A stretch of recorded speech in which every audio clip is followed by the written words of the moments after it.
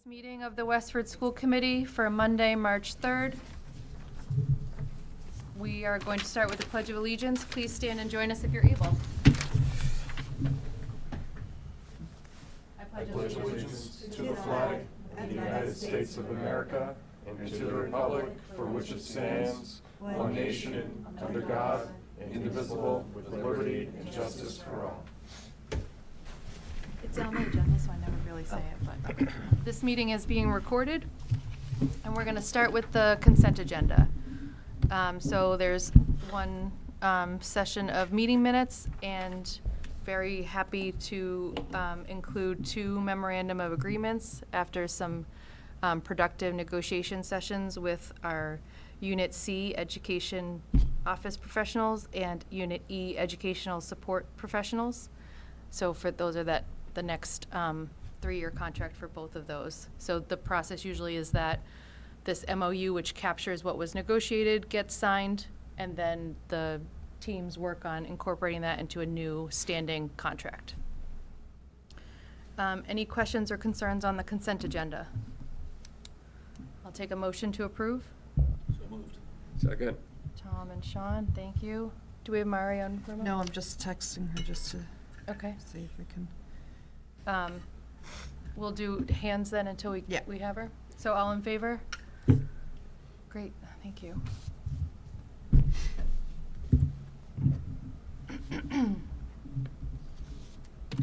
Next up is public comment. A reminder that that public comment for any item or topic on or off the agenda is always available near the top of the agenda for individuals to share their thoughts. Speakers will be limited to 2 minutes per person. Please use public comment even if you refer to something later on the agenda. Virtual public comment is available through Zoom. Raise your hand and you'll be promoted to panelist and unmuted, or in person at the microphone. Please make sure to start with your name and address. We have a hand on Zoom? Great. Heather, I'm promoting you to panelist. You should be able to. Just give it 1 sec. Oh, and I have Mari here. Heather, you should be able to speak now. Oh, yeah. Hi, I'm Heather Fitzpatrick from 13 Chance Circle. I just wanted to make a comment about the calendar and also moving town meetings, which I believe somebody had mentioned at one of the meetings would allow for there to be an additional Wednesday off. I'm actually in the car right now because I just dropped off my daughter at basketball, which is normally Wednesdays, but they have had a lot of gym closures this year because all of the days off or the early releases seem to fall on Wednesdays. So I just wanted to throw that out there for you all to consider. It makes it difficult for some of these teams that use the facilities afterwards to have a regularly scheduled practice and not mess up the rest of their week. That's it. Thanks, Heather. Thank you. Okay. Anybody else? I do. I don't have a name. It's down as Zoom user guest. So I'm just going to promote them in as panelist. Apologies if I don't have your name.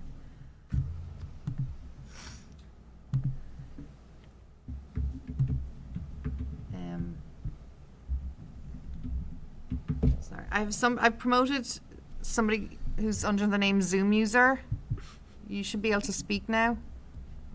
Just a reminder to start by introducing yourself. Yeah. Sorry about that.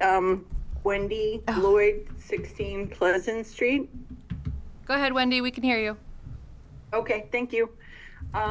So tonight the school committee will be doing the final policy review and update for the P5325 transgender non-conforming students. I just wanted to mention that the Westford LGBTQ Friends and Allies group encourages school committee to vote positively and accept the policy with no further edits or changes. I'm very proud that Westford has such a robust policy that has served as an excellent example of protections for transgender and gender expansive youth in schools. This is a scary time for LGBTQ community and the transgender, gender expansive community in particular, as the current presidential administration has clearly targeted transgender individuals for civil rights violations. And I just wanted to also mention this past Friday, Iowa Governor Kim Reynolds signed a bill that strikes gender identity from their state's civil rights laws, which is a landmark event. It's the first time a state has ever removed a protected class of citizens, prohibiting discrimination. So I just wanted to mention those items and encourage folks to accept the policy as it is written. Thank you. Thanks, Wendy. Thank you. Anyone else on Zoom or in the room? It doesn't look like we have anybody else. Okay. Before we move into updates, I just want to mention too that on the agenda is an acknowledgement from one of our previous executive sessions for the actions we took as part of our procedure. We do that in a follow-up agenda showing those minutes. Okay. Updates. We start with the students. I'm out today. All right, so we have advisory number 6 tomorrow. So that means we have advisory during long break. I know the seniors aren't doing anything, but I'm not quite sure what the schedule for the other grades are yet. I'm presuming the juniors have something college related. We also have an early release on Wednesday, so that's kind of cool. It's definitely a funky week, which is a nice little break. We also have the Empty Bowls Charity Dinner on Thursday. It is from 5 to 7 in the cafeteria at WA, and it's a fundraiser to benefit the Senior Center in Westford. And it's basically you come and you eat some soup and you listen to presentations from service members, and they talk about the community service they've done in the community. And it's just a really fun night to come. I believe entry is $5. There's also the SATs this Saturday, March 8th at 7 a.m. That's a lot of the junior class, so good luck to them. We also I'll actually save that till the end. We also, next week on March 12th, we have the Best Buddies Dance Party after school. That's their club event, but that should be really exciting, and I hope they have a great time. There's also the Boosters Trivia Night coming up this Saturday. It's the doors open at 7 and trivia starts at 8. It is at the Westford Regency. Individual tickets are $30, and to get a table of 10, it is $280. There's hundreds of dollars in prizes, and a couple tables are left. This basically benefits WA Boosters, and this is the money raised at these fundraisers can go to scholarships for students, especially for us seniors applying to them right now. That's really important, but also just in general, money for the boosters for equipment and for new uniforms for all the teams, and it's just a great way to give to the WA Athletics.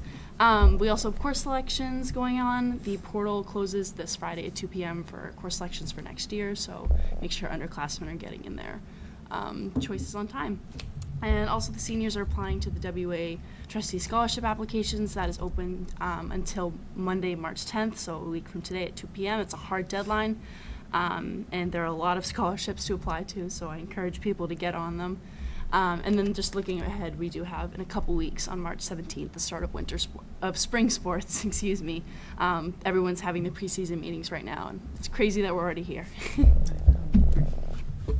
So Hands to Haiti, I believe on Thursday the 13th. Mm-hmm. They're hosting their student versus teacher basketball game. I believe Detective Bernadette and Mr. Toomey will be in their teacher lineup, so that's amazing. It was a great hit last year, and I anticipate the same. This weekend, WestfordCAT had their annual State Career Development Conference in Seaport, and roughly 120 members competed in their events, some doing presentations and others doing case studies in all different areas of business. Roughly 40 of those students, maybe closer to 50, will be or qualified and won their event and will be moving on to compete in Orlando, so that's amazing. And then Westford Academy will be hosting our first ever polar plunge here. in collaboration with Massachusetts Special Olympics. Stuco has previously done the polar plunge in different towns such as Acton and Worcester, but it's the first time here at Westford. And so we've raised about $2,500 so far, and I expect it to go higher. Yeah. Great, thank you. So we'll move to administration. Yeah, the goal is to raise $3,000 with that polar plunge, so hopefully we'll get there. They're going to encourage some of the public can jump in, I think from 3 to 4 o'clock on that March 11th, so that should be a little crazy, a little fun. On Friday, Blanchard held a school-wide spirit to benefit St. Jude's Children's Research Hospital. They did this for one of their 7th grade students who is in Memphis, Tennessee, and going through some treatments right now. They were able to donate over $3,700. All donations are going directly to St. Jude's. This is from pure donations or students wearing all different types of hats and paying money to do so. So thank you to the Blanchard Middle School community for that outreach. Miller, Nabnasset, and Robinson schools will hold their preschool lottery this Thursday with, we have a snow date that's written down for Friday. I don't believe we're going to need that. But all families will be notified following that public lottery that whether the student has been accepted for the 25-26 school year or if they will be placed on a waiting list. And then that brings us to kindergarten. In-person kindergarten registration is scheduled for next Monday and next Tuesday. Families can sign up for a spot to go in and to go through some of the screening and sign up for the registration paperwork by going to our website, clicking on student registration, and then you will see the link for kindergarten registration. Thank you. I know an email went to all of you about this as well too, but the 2 editors-in-chief of the Ghostwriter were both named to the All New England High School Journalism staff, which is great. And one of the pieces in that was that we were the only school that had 2 students that were ranked so high in the competition as well too. Alitza Kaliva and Deepa Gautam. They both worked on the Ghostwriter for the past 4 years, so they're seniors now and they've been working on this. Deepa was also named Massachusetts Journalist of the Year, which is kind of huge, and Alitza was a runner-up. So that's just kind of big. And I mean, we always appreciate, I think, the work that the Ghostwriter's doing, and they always do really well in competitions, but that was just fantastic to hear that. And I'm not sure if you had all received information from MASC, but MASS, the Superintendent Association, MASC, the School Committees Association, and MASBO, which is the Association for School Business Officials, they all created a joint statement around the fiscal climate in Massachusetts that I'm going to ask Kathy, I'm going to send it to you and ask if we can put it in the packet for tonight, so that I think it would be nice if you all wanted to take a look at it. I will say, honestly, I think it's a year late for us. It's many of the talking points that we were discussing last year about special education, about transportation costs, about aid, but so many districts in the state of Massachusetts are going through budgetary issues that they created this joint statement to sort of talk about the impact across the entire state. So I think it would be an important thing for us to just have. It has some really good talking points in it if people are asking us questions, which, like I said, I would have loved to have received it last year. But it's nice to still have as we're continuing to look at challenging, budget situations. It's still relevant. It's still relevant. Still relevant. Yep. And that's good. Okay. School committee updates? Just Abbott 5th grade musical is 4 or 5 weeks away at this point, and there's a lot of energy around that, and getting to see that firsthand, the work they're putting in, so it should be a great show. Awesome, thanks.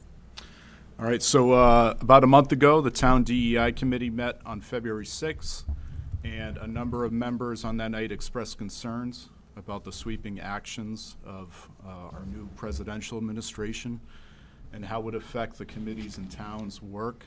It was the main discussion point of the night. It's an obvious concern of our district, I think, too. I'm going to go on a little personal pulpit here. There's been, several federal executive orders that have been authorized to undermine the policies, the basic civil rights, the best practices of school systems and the people who constitute them. We're seeing dismantling of diversity, equity, and inclusion efforts. We're seeing a targeting of marginalized populations, and it undermines the safety and integrity of public school systems. So, last Tuesday, the Select Board issued a statement reaffirming its commitment to supporting a safe and inclusive community for all residents, and that can be found in tonight's packet. As the liaison to the Town DEI Committee, in the weeks and months ahead, I would ask this school committee to remain steadfast to our expressed mission and vision as a district, to continue the hard work and attesting to our goals and objectives through careful planning and execution of our strategic district improvement plan, our committee goals, our school improvement plans, and Westford Public School policies, and that we stay focused on the values and practices that our students, faculty, and staff, our families, and community members have come to expect from Westford Public Schools and that they rely on daily. I would ask the public to send us their questions and concerns, and we will try to do our best to address them as they arise. Also that night, we took a vote, which was unanimous, to add a second student seat to the Town DEI Committee. We emphasize the need for that student to be aware of the work that it will entail, and there's a lot of work coming ahead on the Town DEI Committee. So I know that co-chair Joe Diamond has reached out to you, Valerie, and we're going to be taking a vote as a committee for the next scheduled meeting, which will be March 17th. So that's all that I have. Great. Thanks, Bill. Thanks, Bill. Appreciate those statements. Yeah, Sean? Special Education Parent Advisory Council met this week in Blanchard, which I hadn't been to for a while, so it was really nice to get to the Blanchard Library. Mr. Coughlin was with us. One of the things that was nice is he kind of did a presentation on the status of the special education and social emotional learning department and where we stand. Well, one of the things that was nice is that it was a lot of unfamiliar faces, and he was able to talk about some of the concepts that we talk here, and Dr. Chu and Assistant Superintendent Moran talk about, particularly universal design and learning, and people had a lot of questions about that and what it meant and how that actually is being integrated into classrooms and the like. Big discussion on the Roots program, unified athletics, just really exciting things that kind of make Westford a special place, and it was nice to see that being talked about on the ground, right, as opposed to outside of these four walls on Tuesday nights. And see that people care and are interested in what we're doing as a district, so it's cool. Great. Thanks. Yeah. Lori, anything? I attended the WestfordCAT board meeting on February 20th. They were still looking for more subscriptions to their print 12-week trial, and they're continuing on with their strategic plan work. Part of that is they're thinking cautiously of some regionalization with other CATs around the state, possibly neighboring CATs to share equipment. So that was a couple of the highlights. Thank you. You're welcome. I just have two things of note. First of all, I know we're a couple of weeks out, but I'm going to start plugging it now because it's March. Neurodiversity Celebration Week is coming up starting the week of March 17th, which is a global initiative to kind of celebrate people with neurodiversity. And I know the schools have been doing a great job with that in recent years. And last year, CPAC hosted an event, a Lego community build, which was very popular, and it is coming back March 21st. Go on, it'll de-stress you before town meeting. March 21st from 3 p.m. to 6 p.m. at First Parish Church. And last year we did a sculptural build. This year we are doing a mosaic. Awesome. There will be snacks and arts and crafts, and it was just a really lovely afternoon when it's miserable and cold outside. And it's for all ages, 0 to 100 and above, so I'll be there. come on, come all. What's the timing again? From 3 to 6. It's a Friday afternoon. Friday afternoon. Okay. It's easy. There'll be snacks there. Bring the kids, just, you know. The Friday before town meeting. Yeah. And just one other thing to note, I know policy were on the agenda for later, but I just wanted to raise this issue. Policy, we are going to meet next week, but we have kind of our new area that we're going to start working on is looking at graduation requirements, and just to keep everybody updated on the committee. A component of that, which, as you all know, with the MCAS change after the vote last November, we now have to look at the competency determination in each district until the state, I think, have kind of figured that one out on a statewide issue. So I spoke with Dr. Chu last week, and really the competency determination is really something that our curriculum coordinators and kind of really should be looking at and determining. So I've asked for the staff to come back to us with that in the next couple of weeks. And I think the state have already DESE have already started having conversations about what interim competency determination might look like. So you can have a look at that. But I've also been doing some research, and there's a lot of examples, a lot of people there have done, is, and we will be prepared to bring you some language and a recommendation on the 17th. Perfect. Yep. And I think then, in the meantime, policy can start looking at more of the graduation requirements, and then this will all kind of intertwine. So we're just finishing one policy and we're kicking off on another. So much for a quiet year this year. Yeah. I'm sorry, I missed you, Mari. Did you have anything to add? Okay. For an update, I wanted to, I know we'll talk about this a little bit, but just to plug for anyone watching, that annual town meeting is coming up on Saturday, March 22nd at 9 a.m. at Westford Academy. Childcare for ages 5 and up is open. Sign up is on westfordrec.com. And that sign up closes next Wednesday. So tell anybody that you think might be using that service to sign up. The warrant and articles are on the town website. And there is on the town website is also sort of that RSVP survey that they've been doing the last couple times to try to gauge attendance. The other townwide update I wanted to share was that there is a new strategic plan, a townwide strategic plan.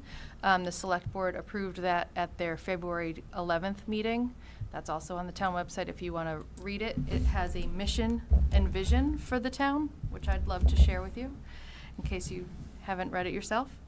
The vision is that Westford strives to be a welcoming and inclusive community that honors its history and traditions.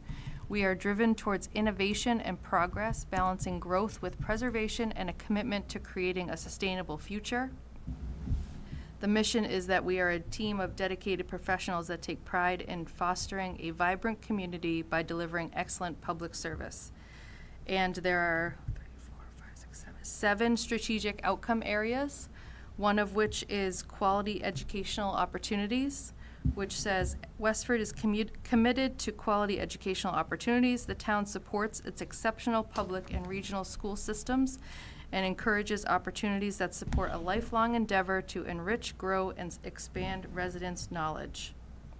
So just in case I want to overlap, in case not everybody watches select board meetings, make sure everybody knows that that is out there.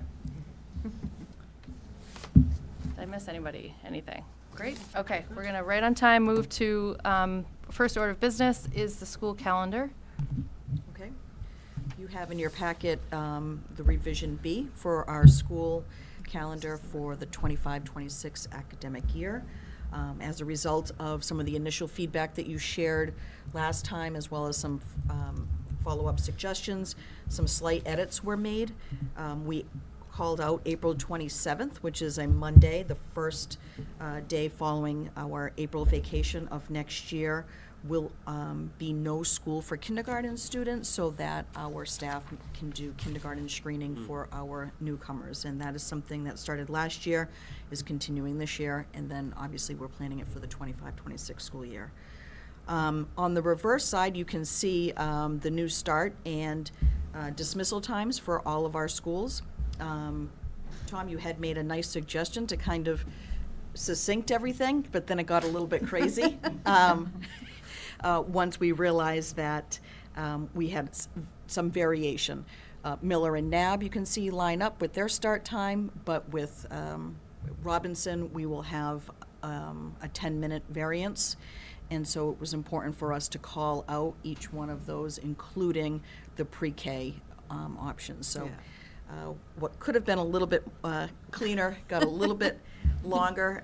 But it fit. It did fit. It did And it's fit. consistent, so that's fine. Yeah, and it is consistent, and families will just have to highlight where their students. And I think they're going to appreciate us doing the math for them. Right. I agree.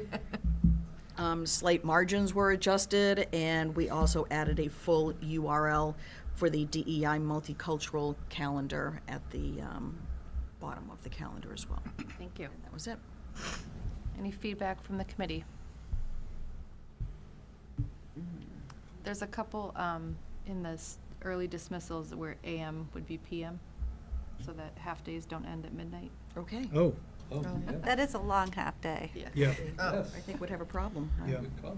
Oh, yeah, that makes sense. The 3 to 5s. Okay, all three of them. Long day. So it is interesting to think about, Early dismissal. oh, sorry, Tom, I thought you were gonna say something.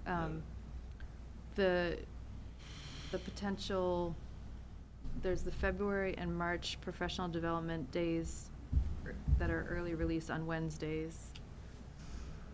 Just to echo what we heard earlier in a public comment. We purposely put them on yeah. the same day, Yeah, for consistency. because that was a comment that was made last year, that for consistency purposes, it would be nice to have them landing on each day, Right. so. And I think it's, the facilities, on an early release, they close the facilities for extracurricular activities, right? That's the Correct. impact, Yep. okay.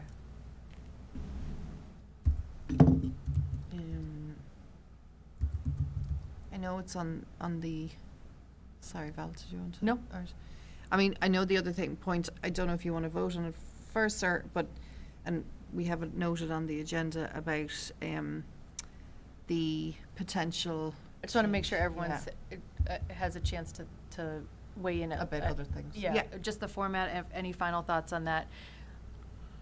The only, other- just looking simply at the calendar, do we think parents or community members would be confused by looking at April 27th I'm as so a torn on no-school it. day? I'm so torn on it, because, You know, so it was actually 'Cause it's something just kindergartners. something I had suggested was sort of bringing that onto this calendar, but I think, and I compared it to the WA for back to school, right? Like the WA has Yeah. an early release and it only applies to WA, and that hasn't created issues that we know of.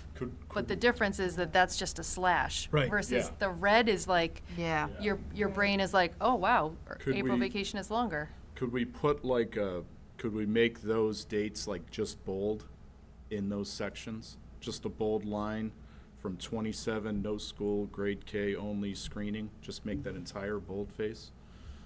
Instead of just the grade Right. K only? Yeah, yeah. To get rid So of the just red and box. maybe do that for Yeah. the WA only early release. Maybe capitals, too. I actually, I'm less worried about the wording, because I feel like if you see the wording, then you are reading that line. It's the red box to me It's that. the red box that I'm We can worried remove about. the red box and just keep the notation Yeah, in the margin. Okay. that would be Does great. everybody feel like that's It just looks like readable? it extends the school vacation week a Yeah. little Yes, bit. for sure. Yeah, Right. yeah, People yeah. might We're get gonna really excited about that. Yeah. Not read anything Right. else. I mean, Staff are to, gonna be thrilled. to me, another sort of compromise would have been listing it on the back with Yeah. the conferences and the back-to-school nights, so that, at least so that it's not a surprise to, Yeah. and I know the principals at the buildings are doing a great job communicating that to families as it gets closer, but I just think the calendar is another way to Yeah. memorialize that. Definitely. So I think I hear a consensus to remove the red Yeah. But I still like it, yeah, on it. You still want it on the first page? Yeah. Yes. Not the So, second page? For sure. Yeah, I think if you put it on the back, it will get lost. yeah, Right. But if you Okay. put it in the Yeah. front. yeah. I know on our fridge, it's. It's only the always front. posted the front side only, right? So Okay. that's- yeah. Okay.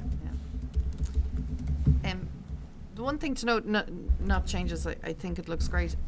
Funny enough, this year, I had a few conversations come to me from different places, and it was the same question regarding the different religious holidays that we've been taking, and there was questions as to why were we taking some, over others, and I think it might be worth stating that or sharing that we had made a conscious decision, I think 2 years ago now, where the idea is that, if they fall during a school day, certain days, we would look at taking them. So I think for the last 2 years, we never took Lunar New Year because it was on a weekend, but we took it this year because it was on a school day.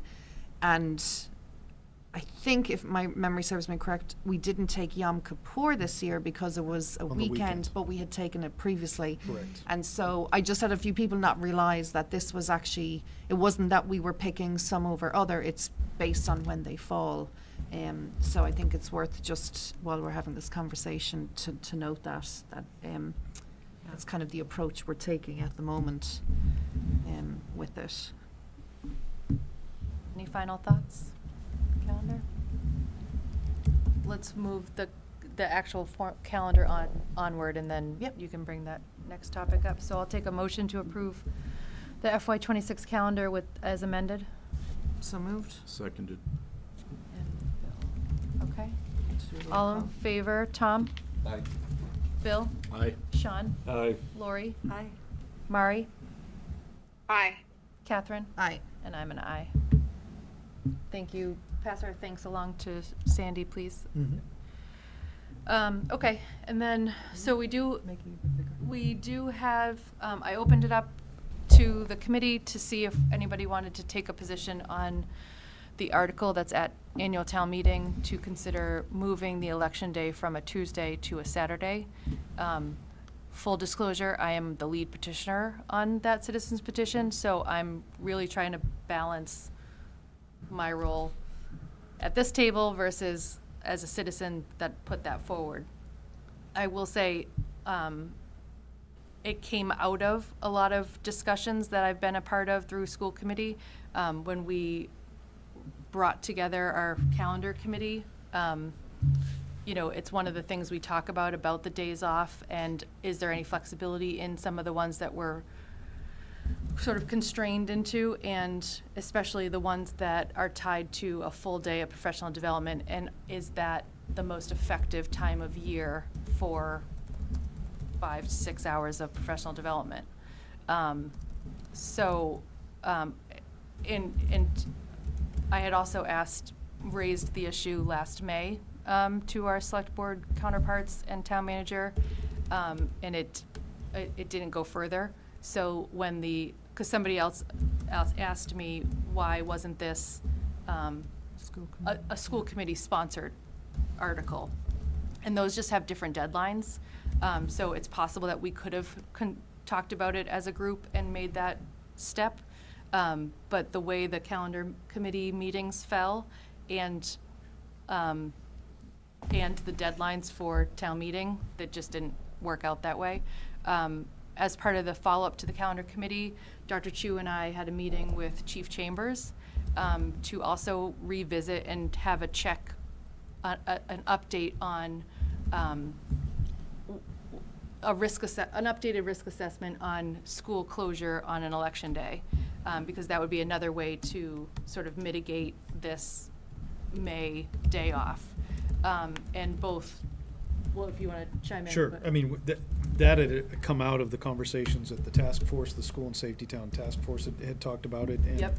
one of the things he was specifically saying is that to try and have school while you're also having voters coming in and out of the buildings, he only has so many resources, and so they have to actually have an officer with the ballots And so it would be difficult to have an additional officer at, say, a hallway, keeping the public from going further into the school, or keeping, the way in which you would be controlling traffic. And so now the WA is one of the major polling places, like just the idea of trying to do that in the different buildings and trying to make sure that you don't have, you just don't have access from the general public to the students is incredibly difficult and challenging.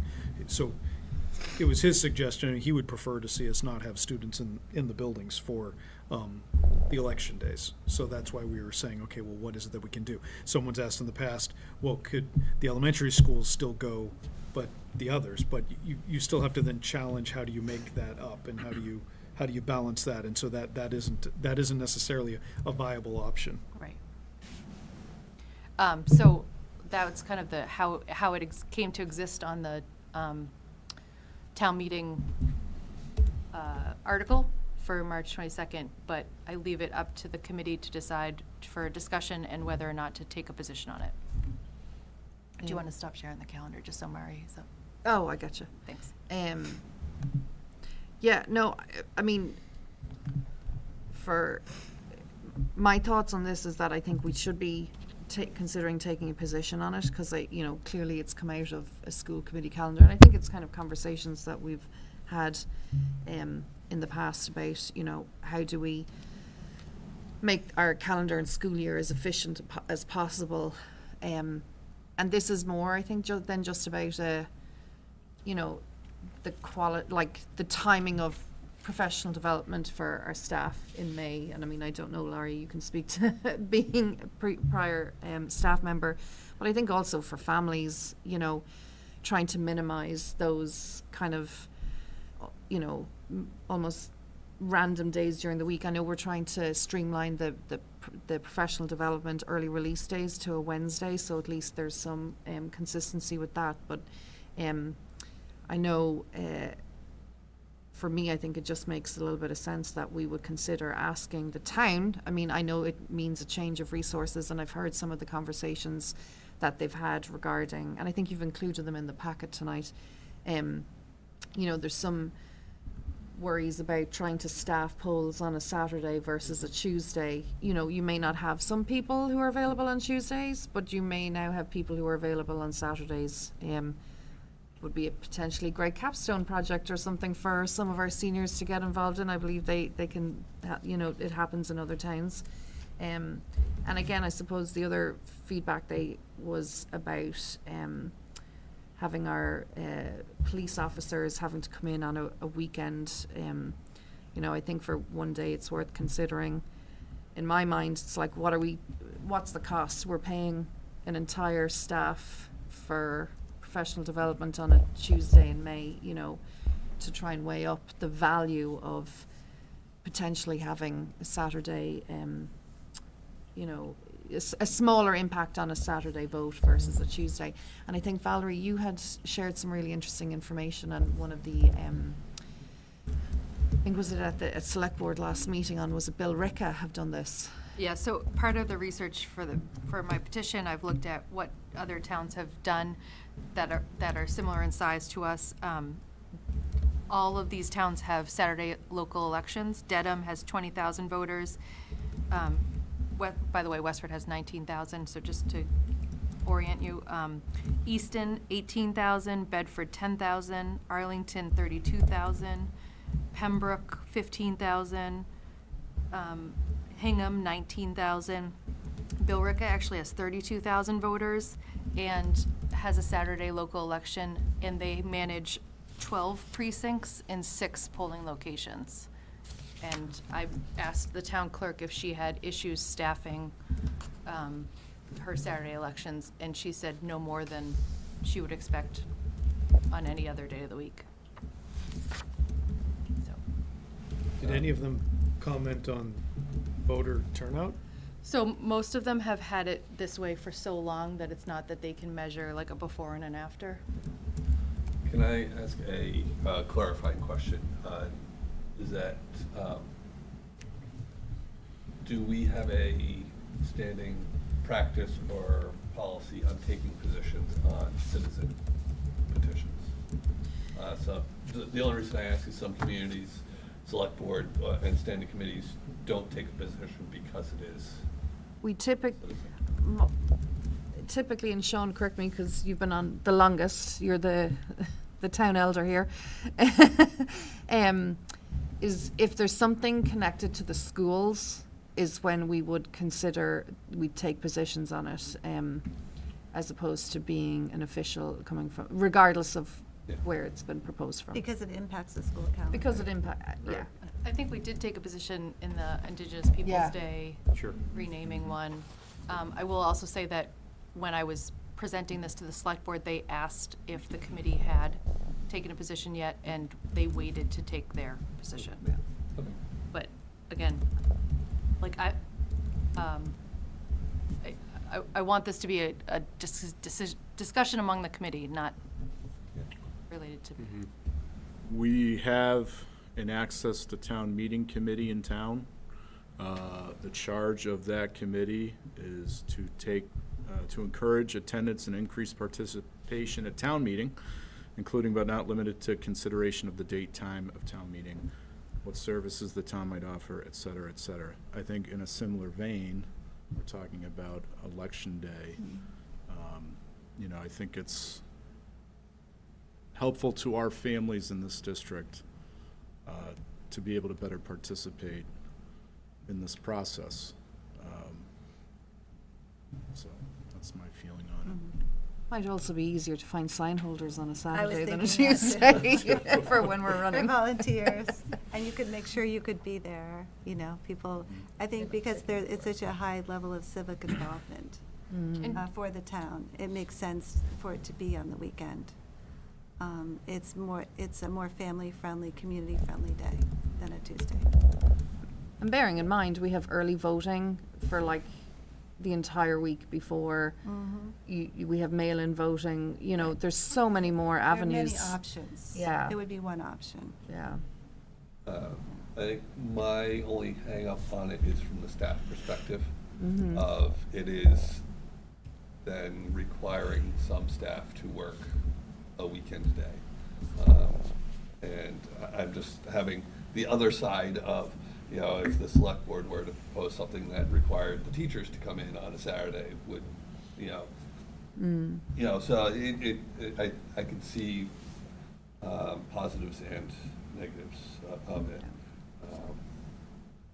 You know, I would hope that it would encourage more turnout, but I also know that it would conflict with other community activities on Saturdays, and There's and we're always gonna- something Right, we're that's gonna going hear on. that as well, Yeah. so, you know, we'll hear complaints that it's on a Saturday impacting. Practices and games. I mean, most people are working on a Events. Tuesday. Right, Right. but I not as- until 7 or 8 o'clock when polls I are assume it will open. be the same hours. Same hours. Right. With Yeah. 7 AM to 8 PM. Just 7 to 8. Yeah. So even if you're going to do something on a Saturday, you could just go earlier Yeah. on your way out. Yeah. I would think it's more flexible on a When you Saturday. get home. Exactly. There's a lot more flexibility for most people, unless you work weekends, but even so, you could still handle it. I mean, I have to say, I would absolutely support this. You know, even I if do we too. find, you know, it doesn't work on the town side longer term, we can always change it. Or I know there's been conversations about, is May even the right time for local elections? Right. You know, Certainly towns are all over the board as to when they do it. exactly. Chelmsford's a couple weeks, yeah. Yeah, or closer to town meeting and stuff, so maybe this even opens up a conversation more on the town side, and future select board members might consider, you know, seeing, you know, again, access to town meeting came up with a lot of information that I think would also be helpful on the town election side, so I'm happy to support this. I think it's connected to the schools. You know, I know Valerie put it in as a citizens petition, but it's really purely just down to time and logistics. I think if our calendar kind of came earlier in the year and this conversation had happened then, you know, I could have seen us as a group making the proposal to select board, so. I guess the one, like, the the part that's tough for me, right, is that we don't have anything to compare it to say that it'll increase voter turnout, right? And that, like, if we had that piece, I would say absolutely. I mean, let's just, this is an easy thought. Right? Because, I mean, we've all seen what the counter arguments are. I mean, there is a concern about overtime wages to staff if they have to work an additional day or something like that, so. So by staff, we're talking about police and custodians? Or- Yes, Well, yeah, custodians town would be clerk's paying. Clerk's office. office, the entire office. Town would clerk's have to be office, paid. oh, they'd have to. I mean, open up. But the town clerk's office is 3 people. Sorry, I just, No, no. you know what I mean? Valid point. Like, Valid point, it's- yeah. That, you know, because most of it is all volunteer-led. Right, The- all the most the- of our volunteer staff. All the people yeah. who are staffed at the voting polls are all volunteers. And that's what I mean when you kind of weigh up, you know, I mean, I can't imagine, and I did need to email Jenny actually earlier about this, like, what does it actually cost us for one day to pay all our teacher salaries? You Right. know, what's the cost of what, to us, to run a day where we don't have students in front of them, so that, are we getting value out of our professional development that day? But we're just looking to shift that to Yeah. a different day, right? That's not actually a cost savings, just to be clear. Well, we may not need a full day of professional development, Okay. you know, at that time of the year, or. I think we still do. I wouldn't want to see us have less professional development. yeah, I think it's about the timing of it, and you Yeah. could do it earlier in the year where it would be more useful. Right. So that's my only thing, is that it's not actually, it wouldn't be an efficiency in dollars. It would be efficiency in when training is It's more Correct. value for, Right. Right. value More for, bang be for more- your buck, yeah. yeah. yeah. Once May and June hit the school systems, all bets are off. I mean, it's kind of like, things just get more and more packed with activity. Yeah. People Sure. are tired. Right. People are thinking about the next year in May and June. They're planning for the next year. But I think it probably would be helpful to have it a little bit earlier, if possible. What kind for of PG professional do we development. typically run on that May? It's changed each year. It depends Yeah. on what we've been working on, you know. This year, we're going to be doing another one of the Ed Camp style opportunities for people to have a lot of choice in what they're doing. But as we were trying to roll out the EL curriculum, we needed to use every single moment of PD that we had. And that's where it kind of gets to, you know, sometimes to try to do something in May where you are planning for next year, that's also Yeah. not really useful, because to try to expect somebody to retain something from one day in May and then apply it in August, so, but to have a preview planning for the future, there are things that you can do. You know, there has been conversation as to whether, are you better off with, instead of the full day, there's opinions about everything, as you can imagine, right? Yeah. But there's people who feel like the full day PD is more valuable. There are people who feel like the half day PD is more valuable. Yeah. And so if you were to replace a full day with 2 half day PDs, then that impacts the calendar as well too, because then you are getting school days in, right? And so then for when anybody gets worried about the snow days and the weather, and, you know, are we pushing too far into June? Yeah. Then if we were to rethink that, but I think that's a much bigger conversation than, it does provide, I guess it provides you that option though, which having the election in the schools does not.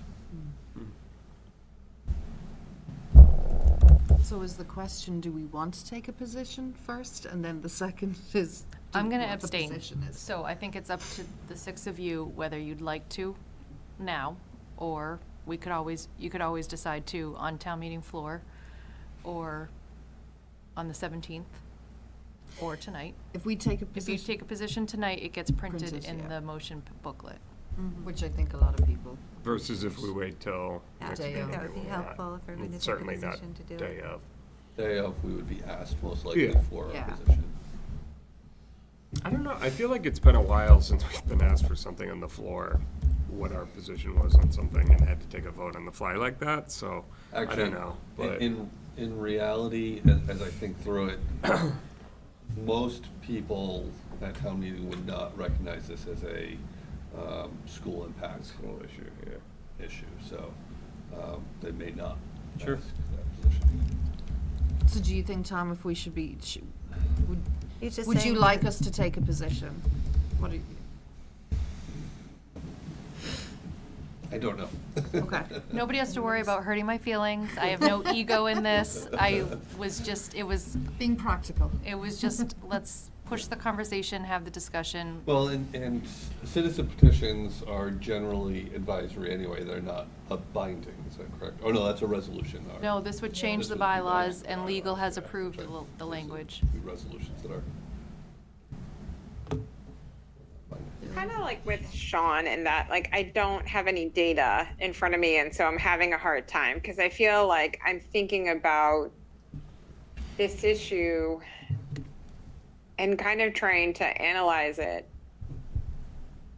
but mostly kind of basing it on information that's not in front of us. And so I think I'm having a hard time with deciding how I would vote on it and also whether or not I think it's relevant Well, for the- this committee. Saying that, Mari, then, the other alternative we have is we don't make any decision tonight, which means obviously we don't get printed in the packet, but that we consider coming back on our March 17th meeting and making a decision one way or the other. Right. And if we do decide, we vote that night, so we know in advance, and it can be announced at town meeting, that's It'll be on the committee. slides too.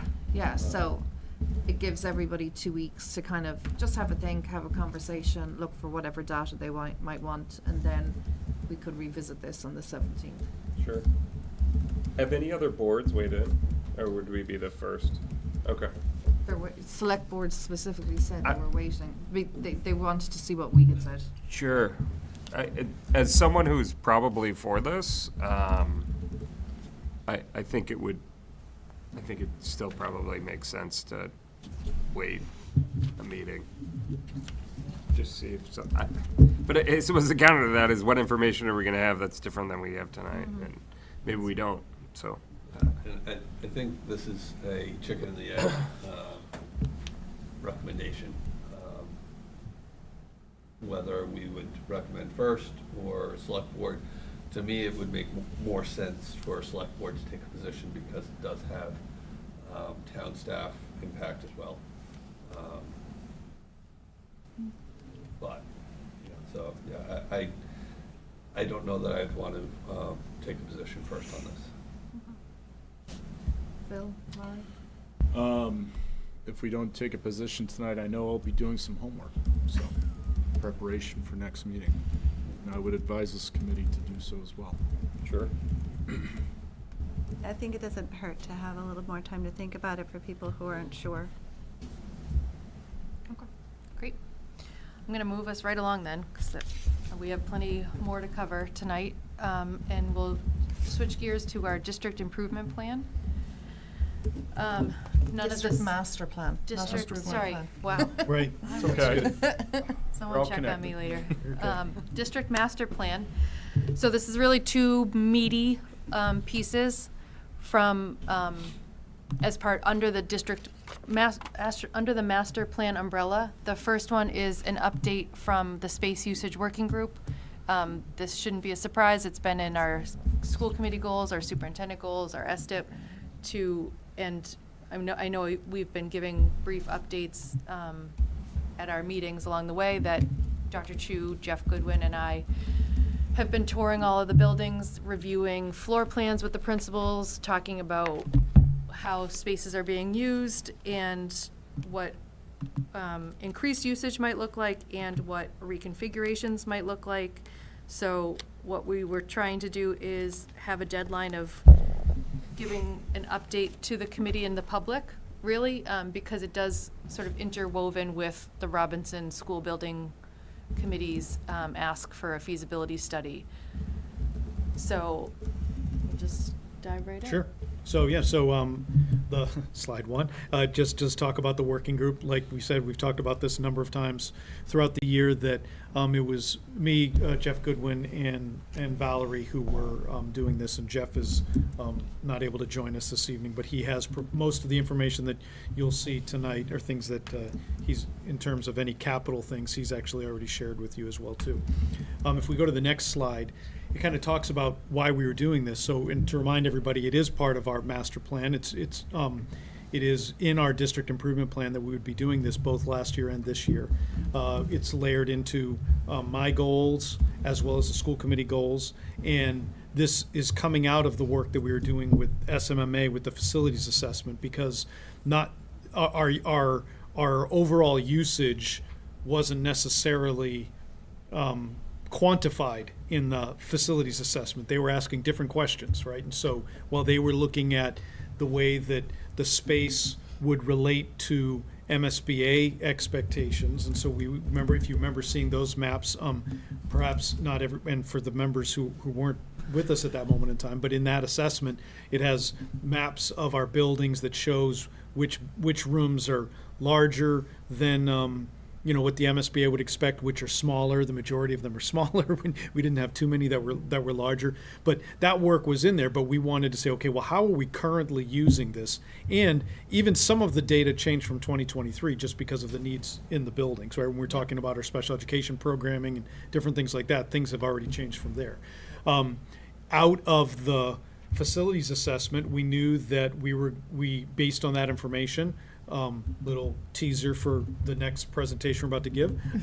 We submitted the statement of interest for the Robinson School, right? So that's the preliminary work of the Massachusetts School Building Authority, which is and part of the Robinson project. It was important for us to know. The MSBA wants to know what it looks like throughout the district, what your enrollment looks like, and how that's being supported in your buildings. And it's just it's a critical piece for us to say, okay, well, how are we going to use our buildings? Are there opportunities that we are not thinking of with our buildings? During last year's budget conversations, there were questions about, okay, wait a second, as we were looking at, looking for efficiencies, people asked, are we using our spaces efficiently? And so we already knew that we were going to be doing this work. And so that was just another piece that kind of really drove this year. And then the other piece is that there was a space usage report that was done in 2014, and it hasn't really been evaluated since then. So that was something that we wanted to make sure that we were looking at as well too. So if you go to the next slide, we'll talk about the process. We shared with you throughout the year as we were visiting the schools, and so we evaluated all the floor plans. Valerie, Jeff, and I went to each building and met with the principals. The principals would have copies of their floor plans. They had multiple copies of the floor plans, one that would have the current use that was taking place right now. And then we asked them to consider if we were to reconfigure grade levels at the elementary schools, what might that look like in your building? And so they provided us with possible options there. Quick pause here to remind everybody, because this blurring happens a lot, but reconfigure means change the grades that attend a school, versus redistrict means redraw the lines of who's going but keep the grades the same. Okay, Right. so those lines will blur a little bit, especially from the public, so just a reminder. And just for that piece of it, a number of years ago, we had looked at redistricting. That was something that was a conversation that had started. I was a building principal at the time. I served on that committee. We did a lot of work looking to, and at that time, we were doing that primarily because there was a significant imbalance between the two middle schools in terms of the number of students that were going to them, and then the impact on some of the elementary schools. That's when we were really talking about redistricting. When I became superintendent, we started talking about reconfiguration. That's when we started saying, okay, we heard significant feedback from teachers and from families about that transition between second and third grade. Is it necessary? Not other districts do this. We're one of very few districts that have the model of the pre-K to 2 schools and the 3 to 5 schools. So that was something that we did ask SMMA to include in the conversation. So when in that facilities assessment, our community meetings, we talked about the configurations And that's kind of where that came up. So just to kind of help that.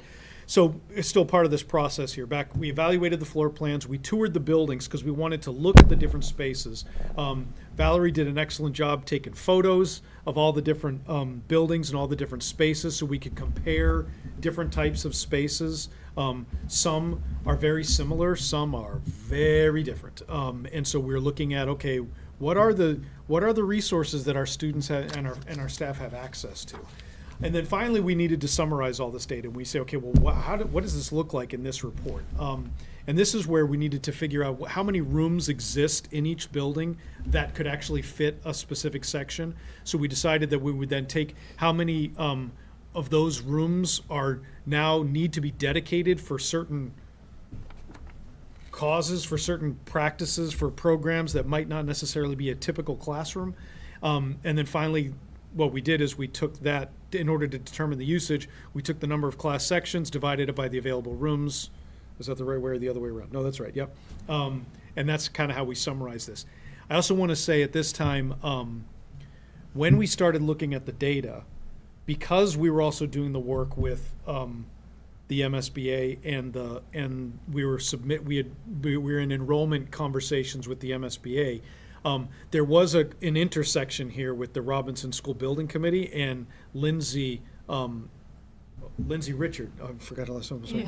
Yeah. Lindsay, who's the vice chair, she actually joined Valerie and I for a couple of conversations about looking at the data, so we could, as we were looking at the sections, because that has an impact on that as well too, which you'll see in the next presentation. So I want to thank Lindsay for the help that she gave us in thinking through the data here.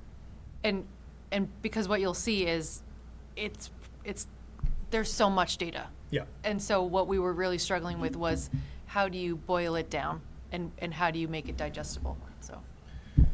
So we have some assumptions and some definitions we want to share again with everybody. A section, we talk about sections. I think you're all familiar with this, but anybody listening in might not be. A section is really, we can think of that as a homeroom, which makes a lot of sense in the elementary schools. It gets confusing in 6 through 12 because they don't really have homerooms. They have advisories, but that's when it really just becomes a class of sections, right? And it's typically 22 to 25. We know that that's gotten a little bit higher in some classes. That's not what we're debating right now.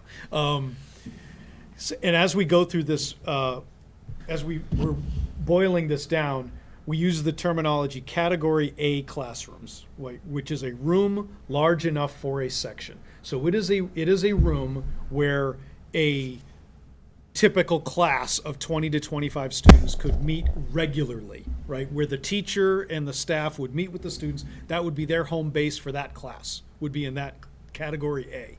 Now, here, we know that we have a variety, we have the sizes range here, right? So we have 650, some rooms at Abbott are only 650 square feet. The Robinson Suites, the actual learning space in each area is really around 650 square feet, right? The suite itself is larger, but you have to have furniture, pet movement there. Whereas, the typical rooms at Crisafulli are 975 square feet, right? So that's a significant difference. And one of the things that we now know is in the past, we had smaller class sizes, say at Abbott, for a number of years. That's not happening anymore. We now actually have the same number of students pretty much at all the elementary schools for the most part. So that's something just to remember. Then we talk about a designated classroom. So this is a Category A room that is required for a program or a service based on the building layout. So, for example, at NAB and Abbott, they're using some of the they use a Category A room for the art classroom because they don't have they don't have a room that was designed by architects like Crisafulli has. That's this gorgeous art room with all this natural light, right? Robinson has a room right in the middle of the building with no natural light, very small space. It's the only room that didn't have, it's one of the rooms that didn't have carpeting. That's the one that they use for it, right? Miller uses some of their Category A rooms for their MTSS supports because their small group spaces have been used up, they had to dedicate speech, ELL services, the BCBA, different types of small group services. They needed to use up all those spaces, so they're actually using a Category A classroom for some of their interventionists and other MTSS support. So that's just an example of, these things have to happen, and they need to have space. They need to have a dedicated space, and so they start using a Category A. Now, what we've learned is that some spaces, some of the buildings had a little bit more flexibility, and so they've used what we're calling alternative use of Category A, right? In a couple of other spaces. So you might see, for example, Blanchard doesn't have a dedicated conference room. So they're using a Category A space as a conference room now, where they can meet with families and they can meet, have team meetings and have different types of things such as that. Mindfulness spaces, sensory rooms have been utilized. Category A rooms have been utilized for those spaces in some of our buildings. In some examples, it's become a copy room. The teacher room might not exist, and so they might have used a Category A room for a teacher room. So you'll see some of that, and there are a couple, not many, that are open, that are not used, that we don't have anything going on. Right. So really, what we did was look at a floor plan and walk through and say, okay, how many total Category A rooms are there in a building? And then removed what Dr. Chu was just describing as designated. So for some, there's some examples above for this preschool to 2 building slide, there's 2 preschool rooms in each of these buildings that are in the designated column as sort of discounted from the total. There's an OT-PT room, and based on the building, there would also be special education programs in that designated sort of reserved earmarked category that we're removing from the total. That what leaves us then with is an available Category A number of rooms. Then we looked at what our current gen ed sections enrollment is to show you what our usage calculates out to be. I guess that was more complicated in my head because I see a lot of head nods. Grid looks good. Yeah? Yes. Yeah. You can do the math. Okay, So great. go to the next one. Yeah, so then the same analysis for our grades 3 to 5 buildings. Sorry, actually, on the previous slide, so I did calculate like a total usage at the top to group this grade level is 91% usage. And you'll see why in a couple slides. That was just to draw a through line from the 2014 analysis. So if you go to grades 3 to 5, these buildings are averaging 78% usage. A lot of designated rooms here for our special education programs. Again, just to Dr. Chu's examples, a room in Abbott for art or library could technically hold a section, but it's been used as a library for years, and that library service would have to have an alternative. Here's a couple examples of the alternative uses, and you'll see that they're more in the 70s to 85% usage. Any questions on these? Okay. So for our secondary schools, it gets a little bit more complicated. Both middle schools have 2 teams of 4 homerooms/advisories, plus 2 student support service rooms per grade. So that's kind of like counts as their gen ed sections, or like the homerooms. And then we have the designated examples of designated based on the building. And so there's really not a lot open here. They're up in the 90s. The Westford Academy floor plan is also very heavily utilized with 84 Category A rooms, and 79 of those are used for 5 of the 7 schedule blocks. So there's not the same breakout grid as in the elementary levels, but trying to show that which of the rooms are used for most of the day, because that's the best way to sort of summarize the middle and high school.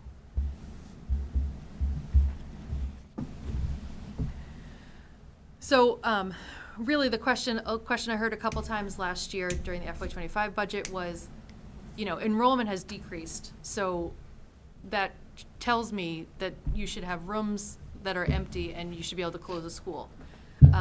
And there's this data from 2014 that shows what utilization was calculated to be at that point in time. So on the second table, you can see that first column is showing in 2014, our usage was 62%, 83%, 89%, and 105%. And that usage has been recalculated based on our work that we just walked through for those slides. So the enrollment has decreased, which is on the first table, but the usage has changed.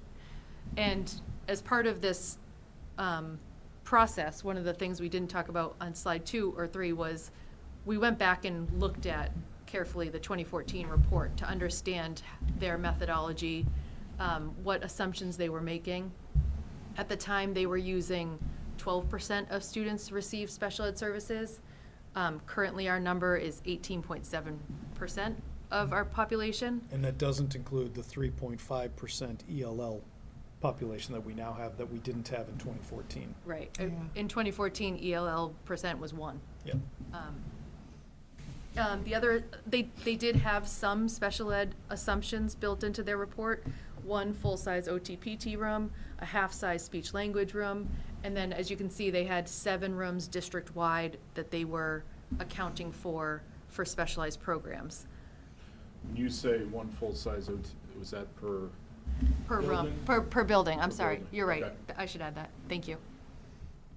There's also an assumption that they had that all the classrooms were equal sizes. And we just, although it hasn't really impacted what we were looking at, because we're talking about the usage of it, but we were trying to, how do we compare these things? Because it wasn't, Apples to apples. it is slightly different. So similar to their report, we considered special education needs immediately. First, And that was right. something that they looked at as well too. And so the big change here is that our programming for special education has changed a great deal since 2014. And I think what's important too is that when I first saw the 2014 report, the summary table really just shows enrollment at the time, a maximum functional capacity that they calculated, using 22 students in a room for the elementary and 25 students in a room for the secondary. But they don't talk about the rooms, like the floor plan, the same way we did. So in my mind, it was almost hard to say, well, okay, you have 100 kids, and so therefore you need this many rooms, because there's so much variability in that. How many of those kids need special ed services? Did you count for MTSS? Did you count for ELL? Right. Well, I'm sorry, but once you say that, okay, you have so many rooms and we're going to assume that there's 22 to 25 students in every single room, then immediately that's our whole point, is that we know that we have to have more rooms dedicated to special education. And you are not going to have 22 students in a room that is dedicated to special education. And matter of fact, we have some programs that are so, I think, intense that we might only have 2 or 3 students in that room. Now, a lot of them will have 8 to 16. It depends on the type of the program, but never 22.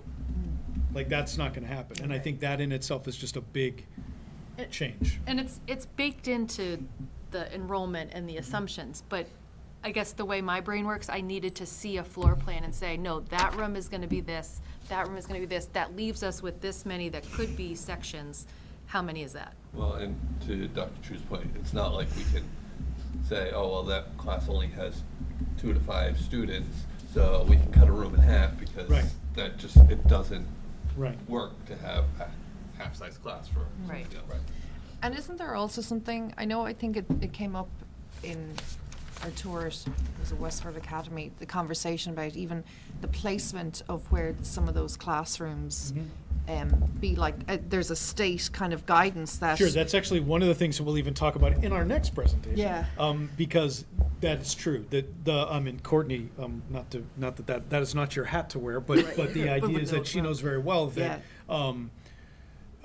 DESE has certain expectations that your special education programming is embedded into the life of the school, and that they're right next to general ed classrooms, that you're not taking all of your special education programs and putting them off in the middle of nowhere. And that's one of the concerns that we have currently in Robinson, is that it might not actually meet DESI expectations the way that it's set up right now. And that, like, so the floor plans can absolutely Yep. kind of impact that. Yeah. One thing that I'd like to point out here is that this does show that we have done some reconfiguration by moving the pre-K from this building here to the community schools, right, and reducing that transition, and utilizing the space more fully for that purpose. Yeah, if we kind of started going to the next slide by saying some of the things because we've talked yeah. about some of the things that have changed. Yep, okay. And so I was just going to say, like, we need more spaces. These are things that have evolved over time. So we know that we have more adjustment counselors now than we did. That was something that was very important, that the committee that we've been able to invest in over a number of years Yep. to meet the social emotional needs of our students. We've had a lot of conversations about our MTSS model, and it does require space. The English language learners, that has increased, space for the psychologists, the expansion of the program since 2014, right? So we have more REACH classrooms, we have medically fragile classrooms, we have a SAIL program that didn't exist, Pathways did exist, Life Skills has existed for a while. The alt ed and the therapeutic student center program at WA, that didn't really exist in 2013, 2014. Right. It was coming into play just around then and built up since then. And then just the idea that also at that time, we didn't have full day kindergarten, right? And that's also going to impact how those K-2 buildings were being used. Even though there was a half day program in the morning and the afternoon, it's still going to impact how that was used. And then we already talked about the fact that our percentage has increased to 18.7 students with disabilities. So, go ahead, Joe. It might be good to clarify that number and difference. Like just, take our enrollment currently and just do that sort of math. I Well, think like, that- what is the what is 6 like a point? What is- ballpark number? I know it changes based Sure. on decisions, but Yep. just put a number out there, estimate. I think it's important for people to understand that. And I think the other piece about that is that it isn't just a number too, right? Like, 'cause you're right, Correct. but it's This not just a is- number, because this what is I a think the more delicate, important yeah. thing is to understand the programs. The programs that we have, that we wouldn't have been meeting students' needs. Correct. And now we are, and some of that 16.7, that 6.7 increase is also significant, significant needs that we might not have been able to support And previously. that we fiscally maybe, by building it in-house, are saving money on by not sending it out to That's true. Right, collaborative out of settings district. or Yep. private days or It's a very so. good point. Yeah. And in each one of those rooms, all the square footage is accounted for. We might not have as many students, but we certainly have adults that are supporting those students. We have equipment, of all sorts of adaptive equipment, so it is wall-to-wall being used. It might be worth adding in some of those extra numbers, like in terms of the ELL numbers. And I know we also have a term like of high needs students, Yeah. which incorporates all of this. Like, that also brings services. They may not need a designated classroom, so I think it might be worth, because that was quite a high number as well. This is That's 28.4. Yeah, And so, it was 16% Yeah. in 2014. so it might be worth just adding those data points in on this slide, just to give a range of view. Okay. Okay. So the question that has come up, as part of this, people always want to know, can we close a school? They'll say that the numbers have decreased, and so why can't can you close a school? The recommendation is no, we can't do that, and this is the reason why. While specifically, yes, there are some elementary schools that they're using category spaces in alternative ways. The openings don't match what the need is. And the best example here is with our current grade level structure, right? So with our current grade level structure, we could not take, for example, the 14 sections from day school and bring them to Crisafulli or Abbott's 9 open rooms, right? And you couldn't even do it the other way, right? Because that's the issue here, is that it doesn't match with what you have. and in the K-2 programs, we're not really seeing available space, right? Right, they were more utilized. Right. If the remaining schools were reconfigured to be pre-K to 5, it would require facility investment, right, to accommodate the larger range of ages.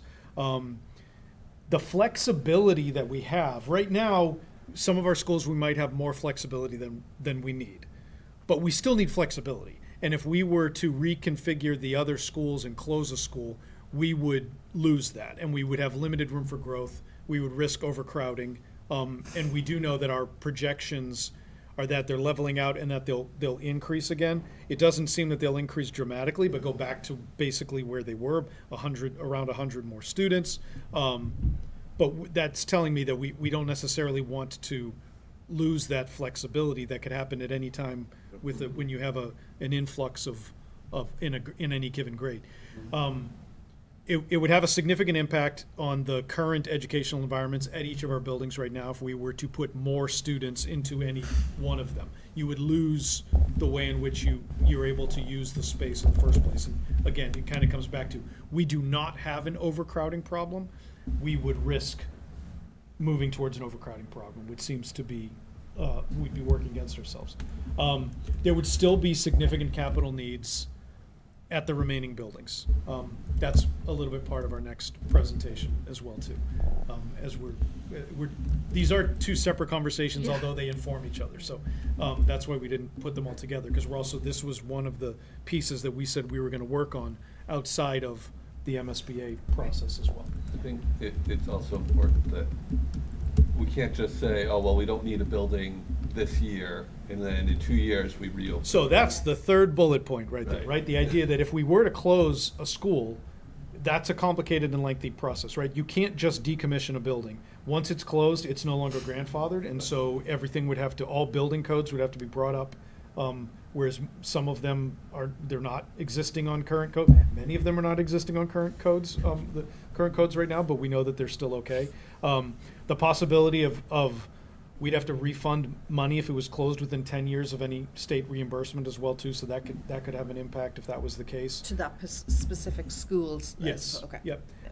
And the bigger thing is that if we were to close a building, we would be at a disadvantage if we tried to then compete for state reimbursement for other projects in the following years. So the question comes up, okay, so as we were talking about, we went back and forth as to redistricting and reconfiguration, right? So what would reconfiguration look like?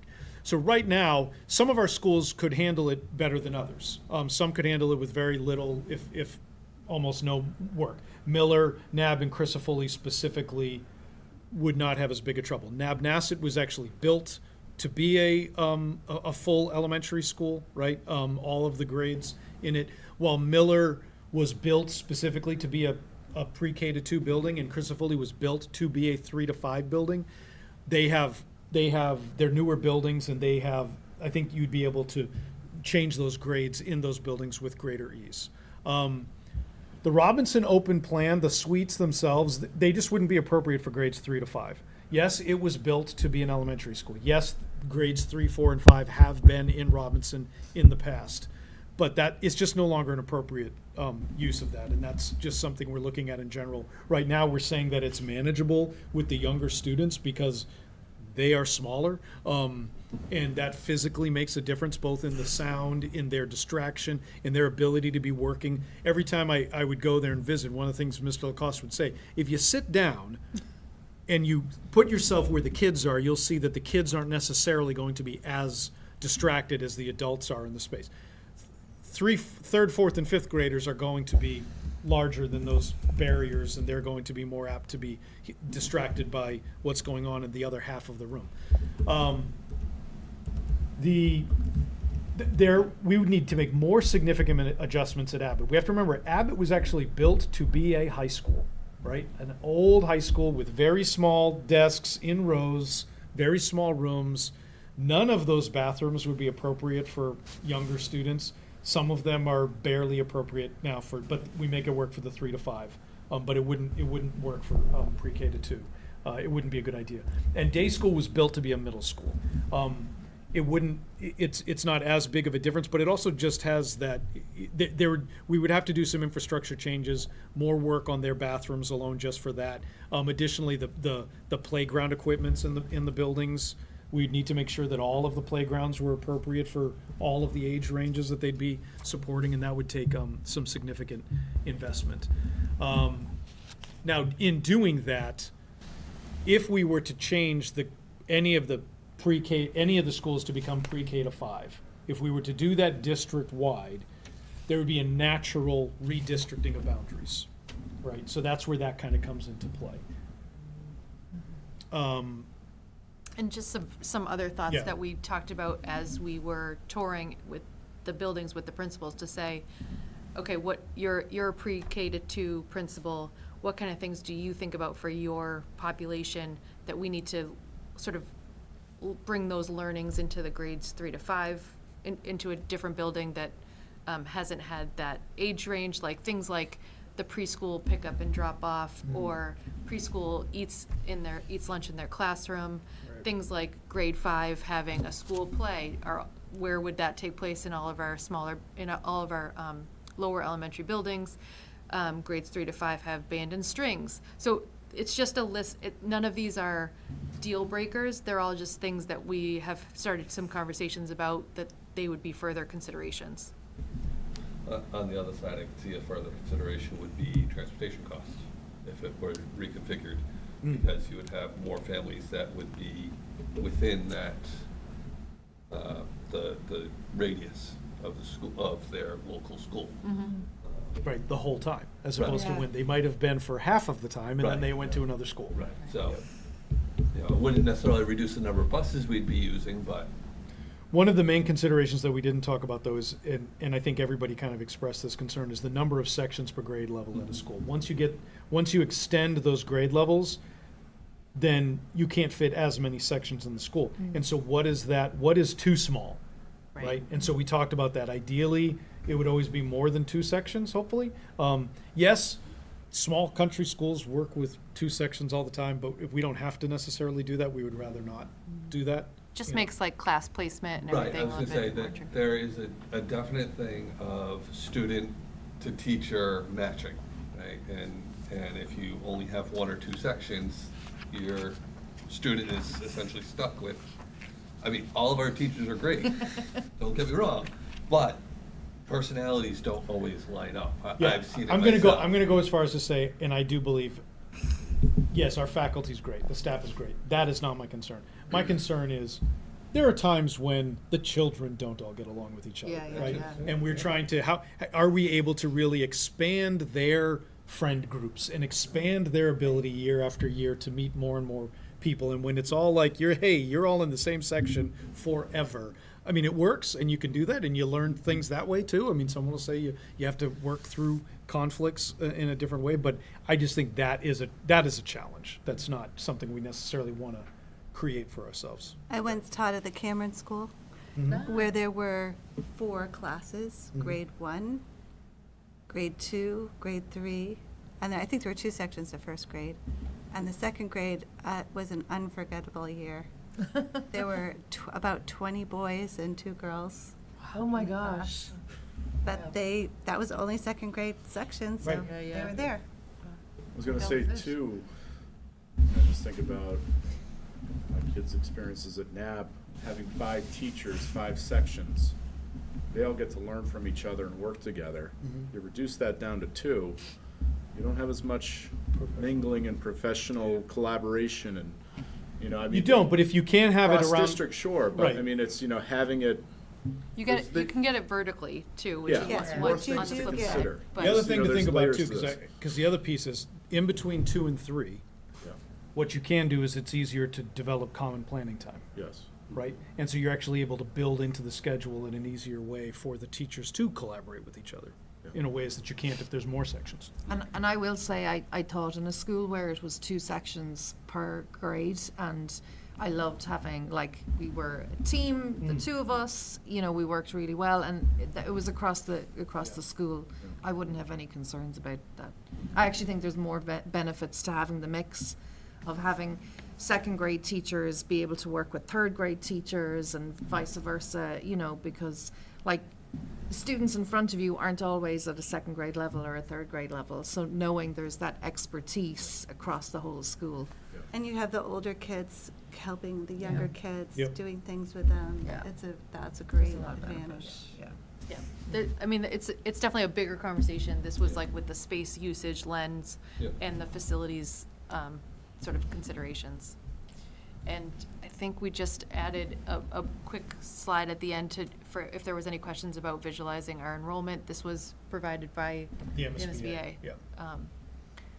So when we say increase, I almost think we need to qualify and add a number in there, but Yeah. by what is the y-axis showing? It's not like an earth-shattering increase. No. It's just that there has been a Steady. little bit of a dip, and we expect overall sort of a reach steadying. The reality is, no one truly knows what the No. Yeah. MBTA community's Oh, sure. Or how to impact is predict truly going to be. enrollment. I don't think many of us expect it to be an explosion of school-age population, but we just Yeah. don't know. So, So that's an update on the school Yes, usage yes. work that we've been doing, Yep.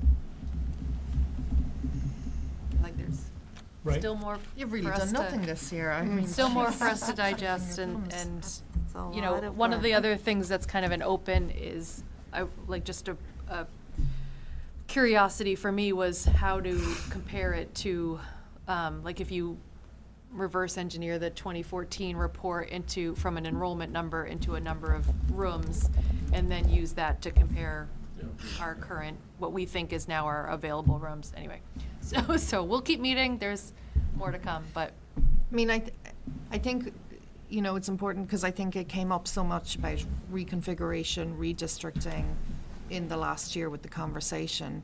It's not, you know, I feel like it's homework, but there's still almost like a pause until we see what happens with the MSBA because, you know. Thanks for that segue. Right? We don't, like, this is good information to have now, to give us, to inform more what our next steps are. Right. So we have another slide show Yes. for you. Yeah. Sorry, it should be coming up. So, and for anyone watching, this is an article up for vote at annual town meeting on March 22nd. This will be Article 7. I can remove that asterisk now that the warrant has been set. I thought we had, is she using the same slide?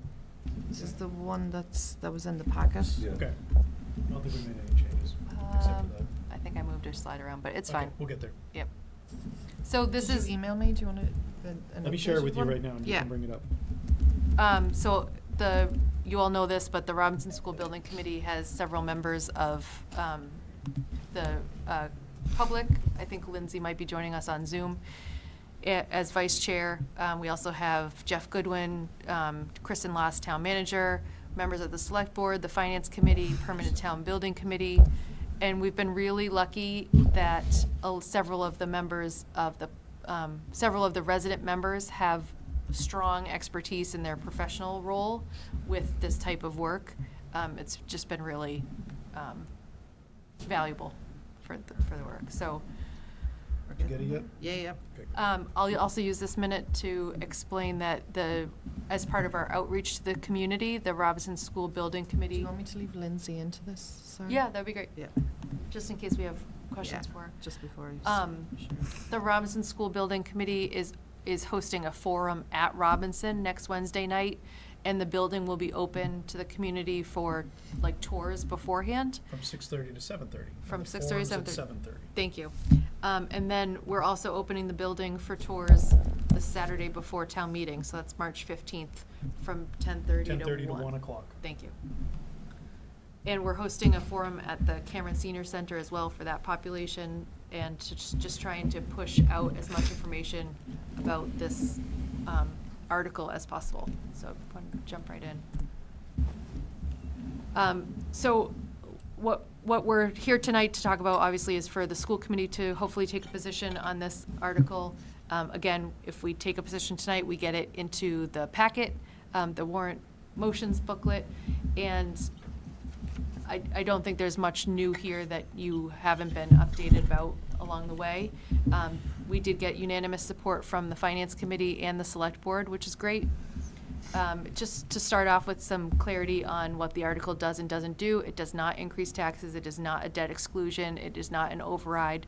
It is $1.6 million of spending for a feasibility study and schematic report of the Robinson School.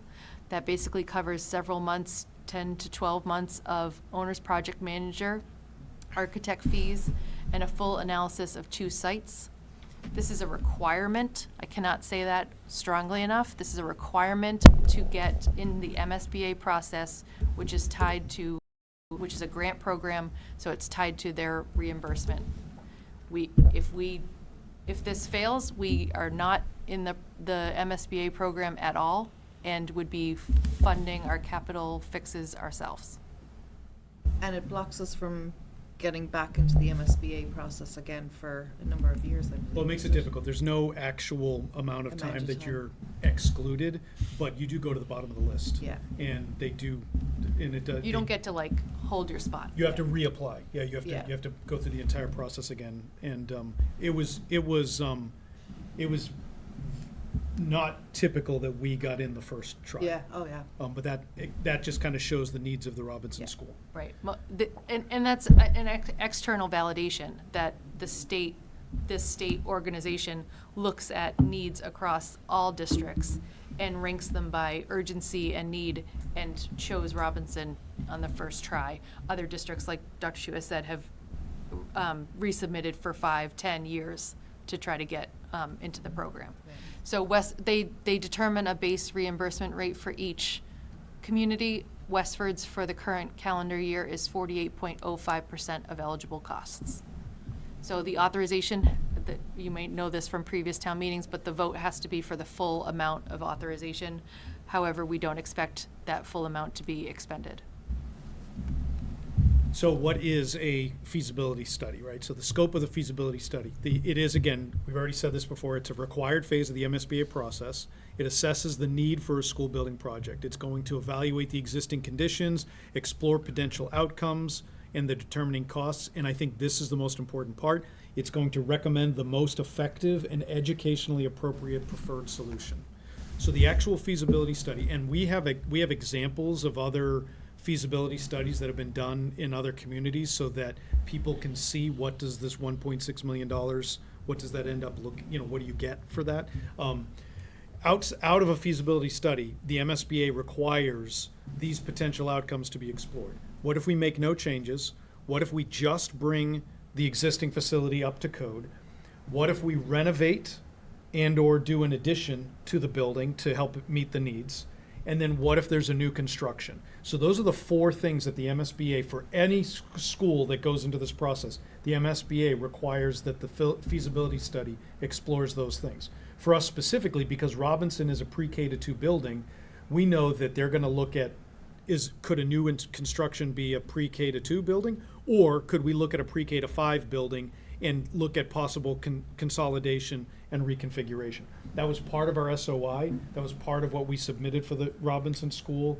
So we were already talking about our willingness to do that, and that's something that the MSBA thinks is very important, that we are willing to actually consider consolidating our resources. So now one thing that's important for us to look at is when we first started this process, we were looking at if we were to consolidate the Robinson and the Abbott schools into a new pre-K to 5 building, with the remaining 4 elementary schools reconfigured as pre-K to 5 buildings, right? So that would leave us with 5 elementary schools.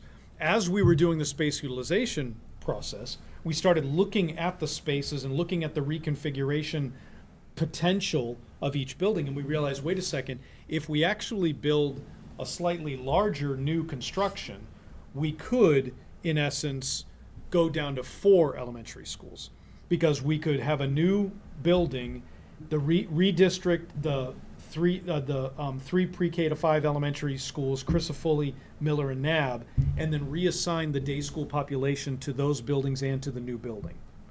Now, that's a big piece of what this feasibility study is going to explore, all of these different possible outcomes. And then they will recommend what they think that we should do. But the community votes on what the decision is. The community will vote as to whether they want to fund a project or not. So this will all come back to the community again. So, And just a quick note here is that the reason these examples have Robinson and Abbott is that the SMMA facilities assessment ranked those Right. as the two buildings with the highest needs, Robinson and then Abbott. so that's our next slide, right? So, And can I, Yeah. can I just ask to clarify, I think I know the answer, but again, for people at home. The potential outcomes obviously is kind of within these four areas. Those kind of four areas would obviously be written about and discussed about in the report. Yes. Although MSBA say, but our recommendation is, so while these are all the options, our recommendation is a new construction or renovation. or renovation, Yeah, whichever. Yeah.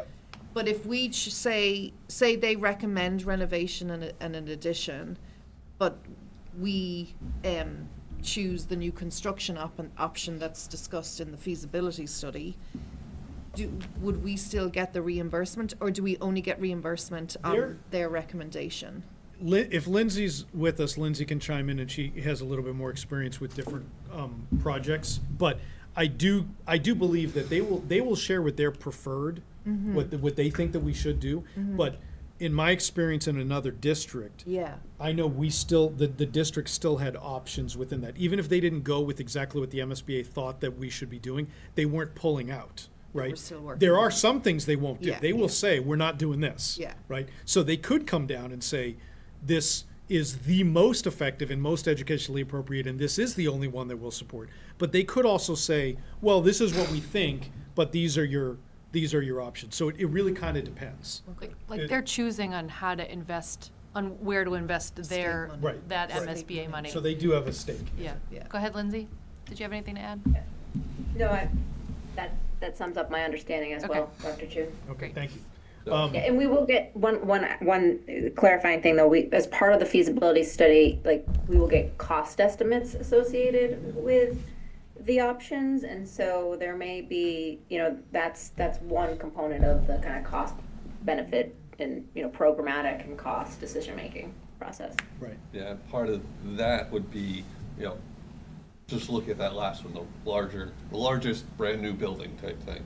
We'd also have to look at the cost savings, That's right. future capital to Overhead, get every other building. operational. up to Yeah, so we have other slides here, right? That's so much information on, right? So we've kind of already talked about this, and I think you're all aware of this, but some people watching for the first time might not be. So they're wondering, why are we even talking about Robinson? And these are slides we've created for FinCom and for the forums, so if they're old news to you, Right. we But can so- skip.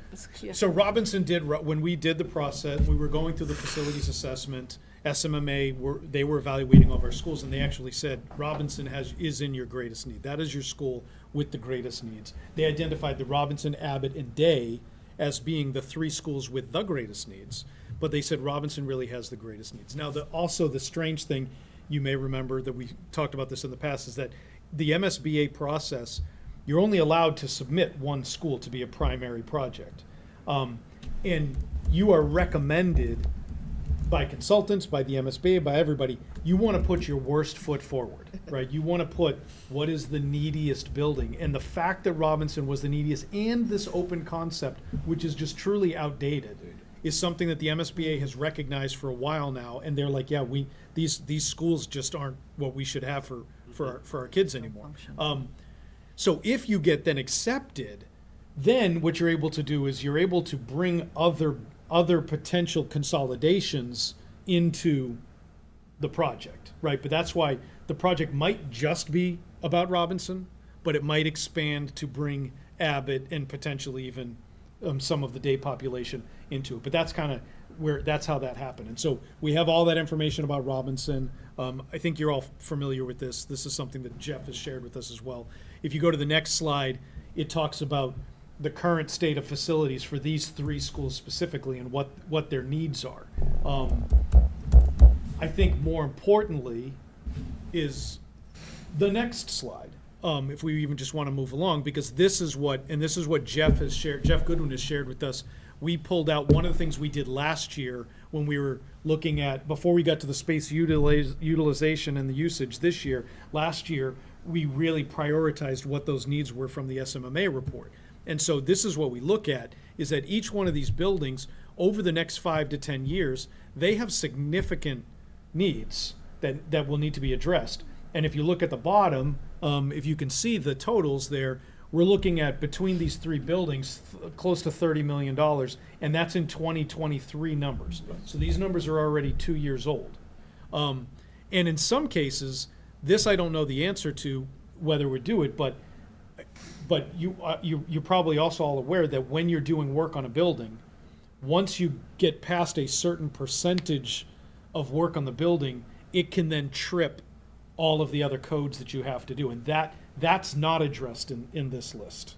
Is if this list of things would ever get you to where you actually had to bring the entire building up to code. This is what we know. This is what we know. It doesn't tell us Thank the you, Jeff. unknown. Yeah, and there are other things that Jeff didn't include here. Yeah, These aren't the only needs that Yeah, these yeah, buildings yeah, have, yeah, yeah. and we have other buildings that have needs as well too Right. that we know wouldn't be addressed. But in theory, that's one of the reasons why we're saying this feasibility study is important, because this is kind of what you would ask, Tom, right? About what are the needs that these buildings are going to have if you don't move forward with the feasibility, and you then have to take on all of these things potentially on your own. Are there any questions with all that?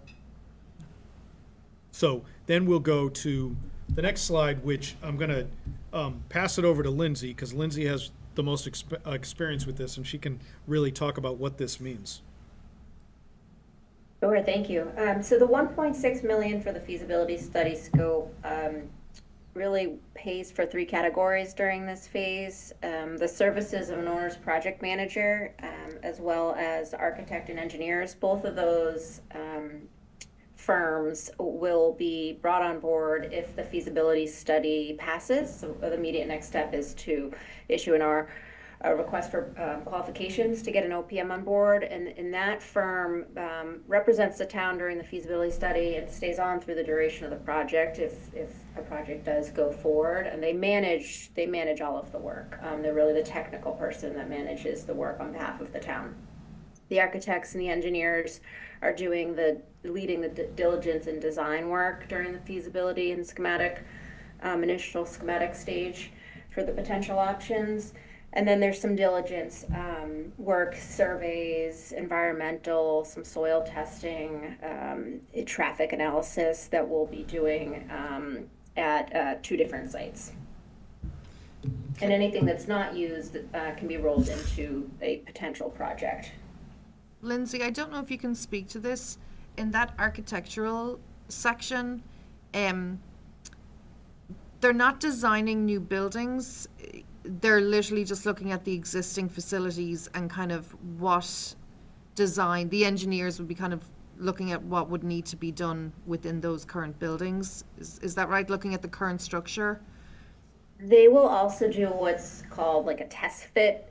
So putting together a program of what you need in a renovated or new building, and lay it out in kind of blocks, like not a true design, but lay it out so that you can really see how it would fit on a site, or how we would take down walls at Robinson and try to reconfigure, because then we are also going to have cost estimates associated with these. So it really is the design work, not detailed technical drawings, but design work. And this is where I would encourage any of you and anybody watching, these links on this slide right here in the bottom corner there, those are links to an actual feasibility study that Wilmington did recently. And so it's a very, very, very long document, but it has a whole bunch of I took a information. screenshot from that report Perfect. of this this alternatives table, which is really, it's like on, in the executive summary basically of that Wilmington report, to show that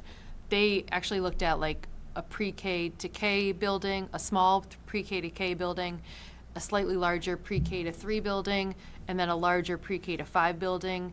They have repair, add reno, and new for each one of those. It's like this really comprehensive matrix of options that they do this ranking. I mean, the report that this was taken from is like 1,700 pages long. Oh, jeez. It's some light reading, but it's just to try to show. I know there's been some conversations in the community about what does the 1.6 million get us. That seems really high. It really will flush all of this out to help guide the next step and say, what should we do? So if you want to just jump us back, because this is, I should have put a back button. Oh, Lindsay, go first.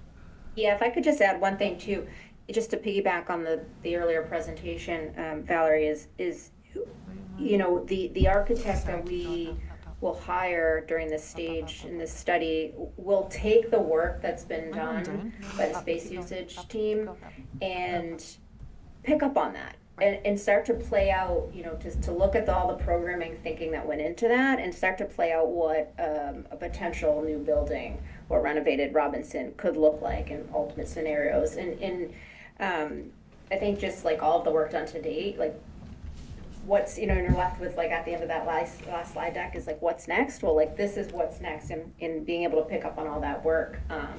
It's a really great opportunity that the town has right now. Okay.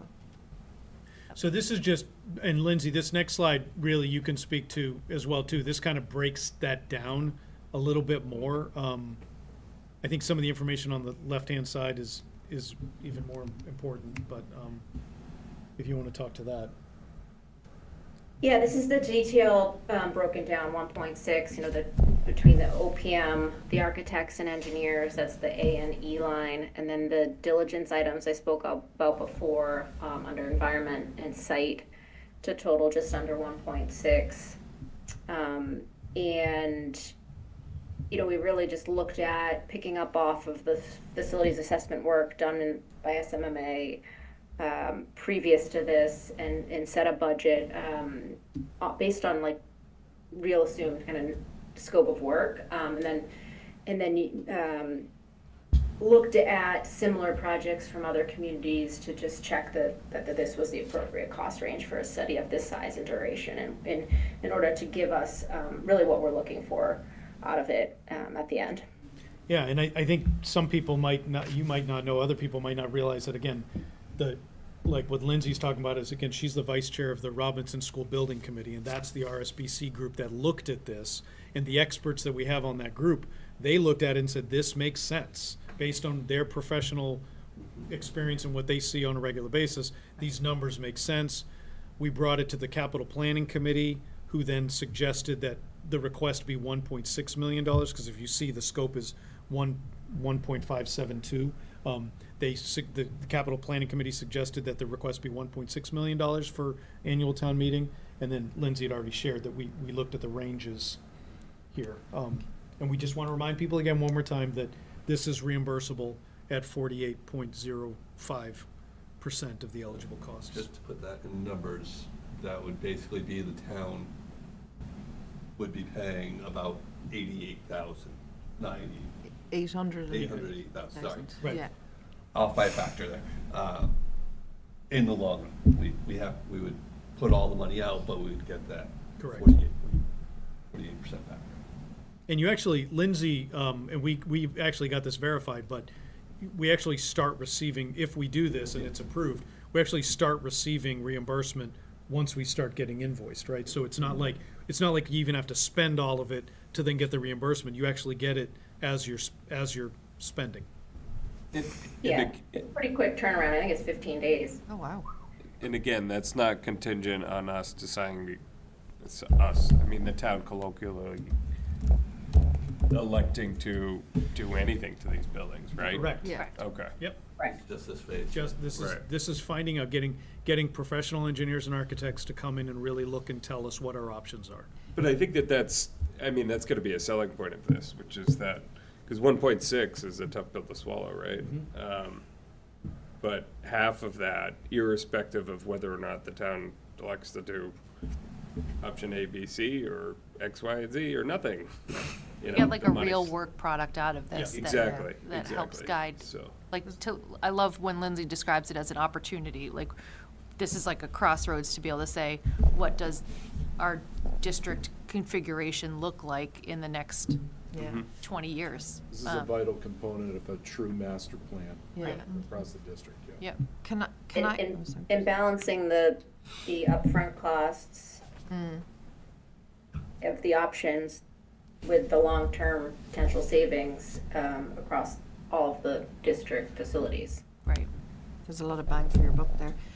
Can I just check, on this grid, we say existing site. I assume that's the Robinson site. Yeah, so they have to do some evaluation of the existing site to see it can handle a renovation, an addition, whatever, so that's that, yep. So when we say site 2, is that a site already determined by your group? Is that determined, does that site 2 get determined during the process? or- We are thinking that it would be here on this Abbott site on the hill. There was, when they had looked in the That's right, past yeah. about a potential administrative building a number of years ago, that was an area that was explored for that.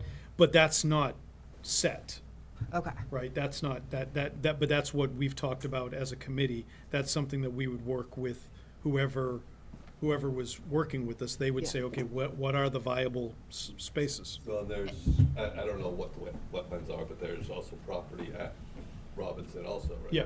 Yeah, and So- the Robinson School Building Committee felt pretty strongly that we should do our due diligence at least to say, have we flushed out a third site? So that's why there's a third site TBD, which we plan to sort of do internally / with the OPM if this got I was gonna approved, say, is that to some say. of that contingency or some of that It on our could. own? Yes, Okay. right. Yep. So it's kind of like a balancing act right now to Yep. say where, like, we're not at that point to say, where would this be?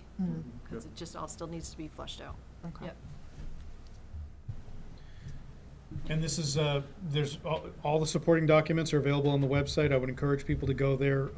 If you're getting questions from the community, we have a brand-new FAQ up there. We've got a great-looking flyer from our Robinson School Building Committee member, Allison, who designs graphics like this for her day job. So it's been really great to leverage that. Like we mentioned in the beginning, these are the information sessions, the tour is available. If any of you would like your memories refreshed on Robinson, feel free to stop by.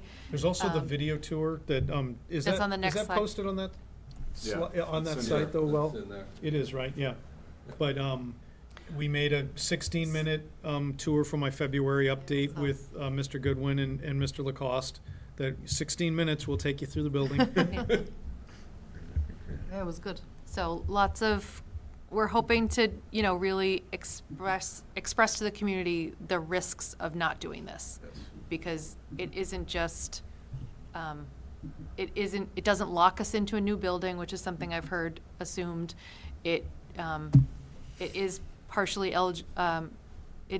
reimbursable. There are a lot of upsides to moving forward. And then any discussion among the committee, and then we could take a position on the article. I think Bill said it very well, that this is the foundation of almost every other decision that we talked about in Right. the past two presentations. Yep. And I think it's something, Tom, that has also come out in conversations within the community, especially after recent votes within the community on certain building projects, that people would appreciate having a long-term plan available so that, we know as a community what our kind of building projects look like, and that cohesiveness between town buildings and school buildings and stuff. And this is giving us that data-driven decision, that commitment that we've kind of made to make those plans. And I even think that, again, plan A, B, C, D, whatever we call it, Yeah. there almost has to be a total cost of Yeah. all buildings under all of those options, right? Right. Because we're seeing 10 million against 3 buildings. Well, Right. Right. Yeah. Yep. that number is going to grow on all of the buildings if we don't do something Oh, yeah. going forward. So, Yeah. I certainly think that this is money well spent. It's going to have a lot of professional data behind it. Yeah. It's not just us going, oh, well, I think, a 5,000 square foot addition is going to be sufficient to do what we need Right. to do. Yep. And- It's well beyond what we can do as a community, so. I think it might be worth also just noting for community members who might be listening or watching tonight is the question of have we not done something like this before in terms of we voted on a number of years ago money for what was I think we were calling it the feasibility study, but it really was a facilities assessment. Yeah, if I could go back in Yeah. time, we've really tried to, like, go back in time to understand how that came to be. So there was a placeholder back in like FY '20 in the capital database calling it a central office feasibility study. It was around 90,000 at the time. That was the original like placeholder. If you're familiar with the capital planning committee, how they scope things out. It then when Dr. Chu came on board, it became Let's look to see, can we look at all of our facilities and see is there space within our facilities to house central office? right. And that's kind of what we engaged with SMMA to do a full facilities assessment to look to see, and that was one of that was really the driving question was, what are the needs of the buildings, and do we have space within any of our existing schools for us to relocate central office out of the Millennium Building? And it's just unfortunate that the placeholder name stuck with it. Like, I've even gone back to the capital planning committee meeting minutes at that time. Paul Fox was the director of facilities at the time, gave a presentation to us, talked about how it was a comprehensive master plan assessment, but that didn't make it onto the town meeting warrant name or article name, so it's still called that. That was $250,000. That's the SMMA report that we keep referencing, which was a facilities assessment and educational adequacy report. And another thing that that once that process identified Robinson as the school with the largest needs and sort of helped us shepherd us into the MSBA process, the further work of potentially redistricting at that time was kind of put on hold, right? Like once we knew, okay, we're at a crossroads here with Robinson, it doesn't make sense to keep digging at like this master plan until we know what the outcome of this would be. So did we end up, I feel bad because I was part of those discussions. Did we end up using those? So we ended up using those funds. They just basically transitioned from the feasibility study to A facilities assessment. Yeah, which really ended up getting rolled into all the MSBA stuff, which has brought us to where we are today, right? And I will say SMMA throughout the process told us that, they're doing they were doing a lot of this like 100,000 foot look at all of the buildings. And then one of the things they said is that if you go into the MSBA process and work on a building, then you're going to get the 20,000 foot view of that one building, and it's going to be the work that they've done multiplied, because now you're going to be looking at every single nook and cranny at the spaces as opposed to sort of the general overview that they had. But you're just going to get more and more specific with whichever building that you work on. So that's where it gets confusing as to the terminology. And it was still a work product. Sometimes sure. I carry it around. It's It's like an 800-page report.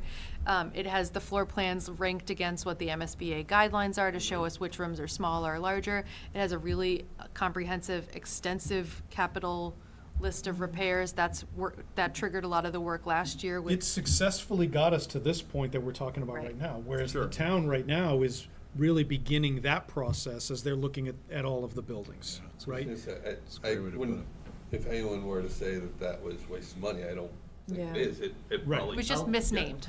Right. Yeah. And Yeah. it probably helped get to a first round acceptance as opposed to having to revise that application 3, 4, 5 Possibly, times. yeah. Right, so, and now granted that some people may look at that and say, well, that just accelerated when we're asking for the money, but,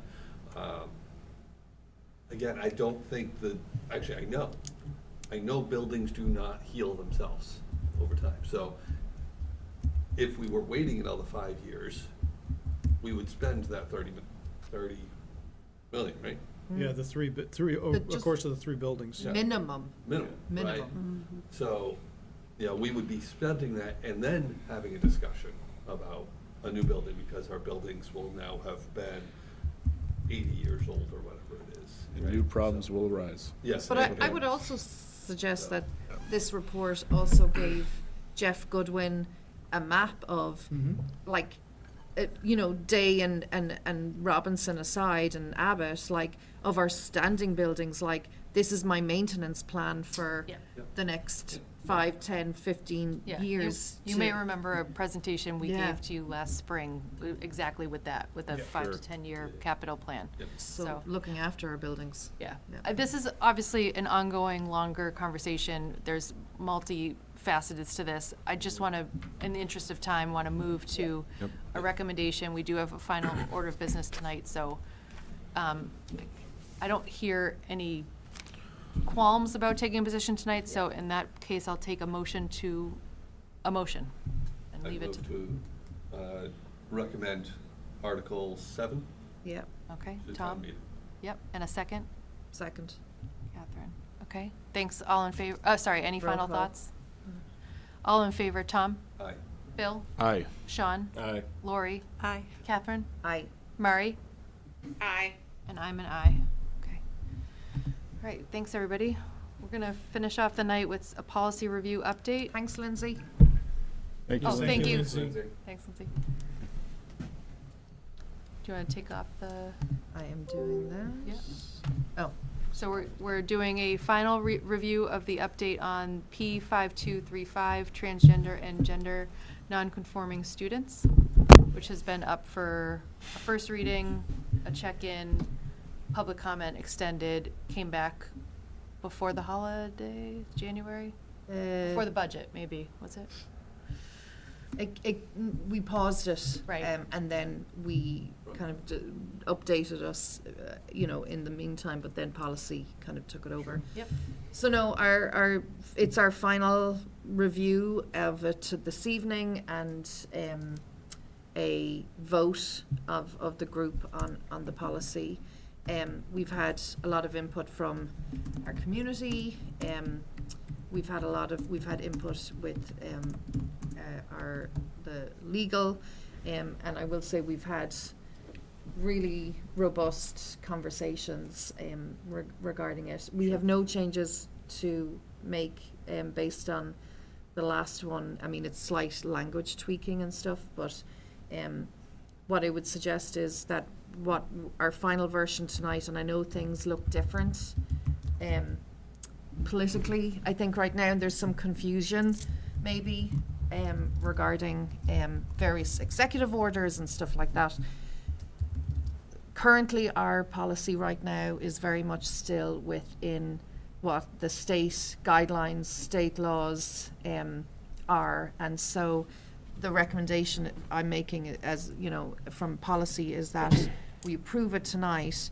If things change, we can always come back and revisit it, but right now, I think it stands as is unless we get direction at any other point, but this is very much still within legal and state guidelines.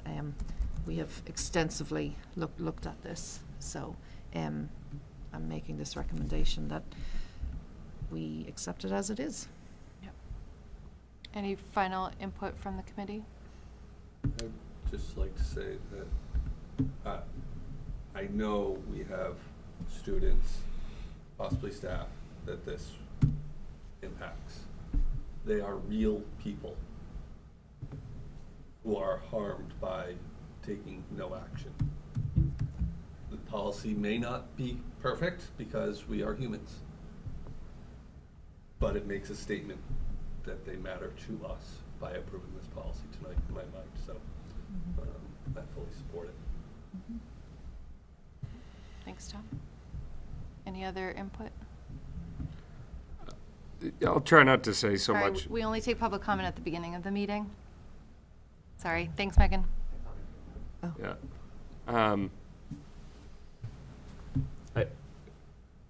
I think Tom and Bill have already expressed a lot of what my sentiment is, but first of all, it's been up for public comment for quite some time. I think that we have gotten some public comment, and in other ways, it's been pretty quiet too, last few weeks.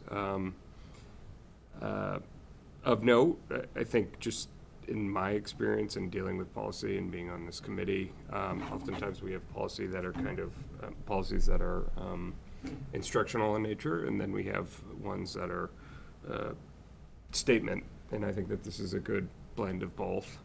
I think it's a statement policy and what it stands for, kind of philosophically and morally where we stand as a committee, but it's also instructional to our staff as to, what we think they should be doing and the like. And my last point is it's just, at the end of the day, it's the right thing to do. I mean, it's schools. We need to be focusing on vulnerable populations, and so much of the population that this is referring to in the policy is more likely for self-harm, anxiety, depression, and this is the least that we can do to try to curb those things. So I'm for it. Great. Anyone else? Well, Mari? In the past, I've told this group that in my community of child advocates that our policy was heralded as being one of the best in the Commonwealth. And I think as we continue to strive for to grow with the opinion and the thoughts in this area and to continue to be the model, I'm grateful to be part of this committee and this work. Thanks for that reminder. Okay. I have thoughts that have been echoed, and in the interest of the time, I'm ready for a motion. Go first. Okay, I'll move to approve the updated P5235 transgender and gender nonconforming students policy. Second. I'll take Lori on that. All in favor? Tom? Aye. Bill? Aye. Sean? Aye. Lori? Aye. Catherine? Aye. Mari? Aye. And I'm an aye. Okay. I'm not going to spend any time on this tonight. You have time to look at this, but there's also a first reading for P3305 revolving and special fund accounts. It's part of this was previewed back in November, October with the Finance Subcommittee as part of our work on the non-general fund guidebook. We had hinted that there would be a sort of written policy alongside that spreadsheet guidebook, and this is finally ready for review. It'll go up, I have the dates, it'll go up for public comment tomorrow until did I write it here? Nope. March 4th until, was it the 14th? 1, 2, Yes, 3, 4. that sounds right. No. 6, 7, 8, 9, 10, 11, 12. Okay, so it'll be up on the website for public comment from the 4th to the 19th, and then the Finance Subcommittee will review it on the 24th, and it'll be on our school committee agenda on the 17th to check in, but also for the second reading, for the final reading and a vote on April 1st. Wow. Do you have to waive the first reading, though? Did I hear you? Did we do Thank that? you. Oh, yes. Thank I you. know you're like, we don't need to talk about it. I'm like, Yeah, yeah, you yeah, might yeah. need to Okay. decide not to talk about it. I will move to waive the first reading of P3305. Second? Yep. Second. All in favor? Tom? Oh. Aye. Bill? Aye. Sean? Aye. Lori? Aye. Catherine? Aye. Mari? Aye. And I'm an aye. Thank you very much. And so any feedback on that can be shared with me as chair of the Finance Subcommittee, since we took ownership of that policy was nice for a away from the change. Policy Subcommittee. And it'll be on a future agenda for discussion. Okay? Thanks, everybody, And you for. can access the public comment on the Westford School Committee webpage. Yes, thank you. Okay, and a motion to adjourn. Motion to adjourn. Bill and Tom. Tom, all in favor? Tom? Bill? Aye. Sean? Aye. Lori? Aye. Catherine? Aye. Mari? Aye. And I'm an aye. Thank you, everybody.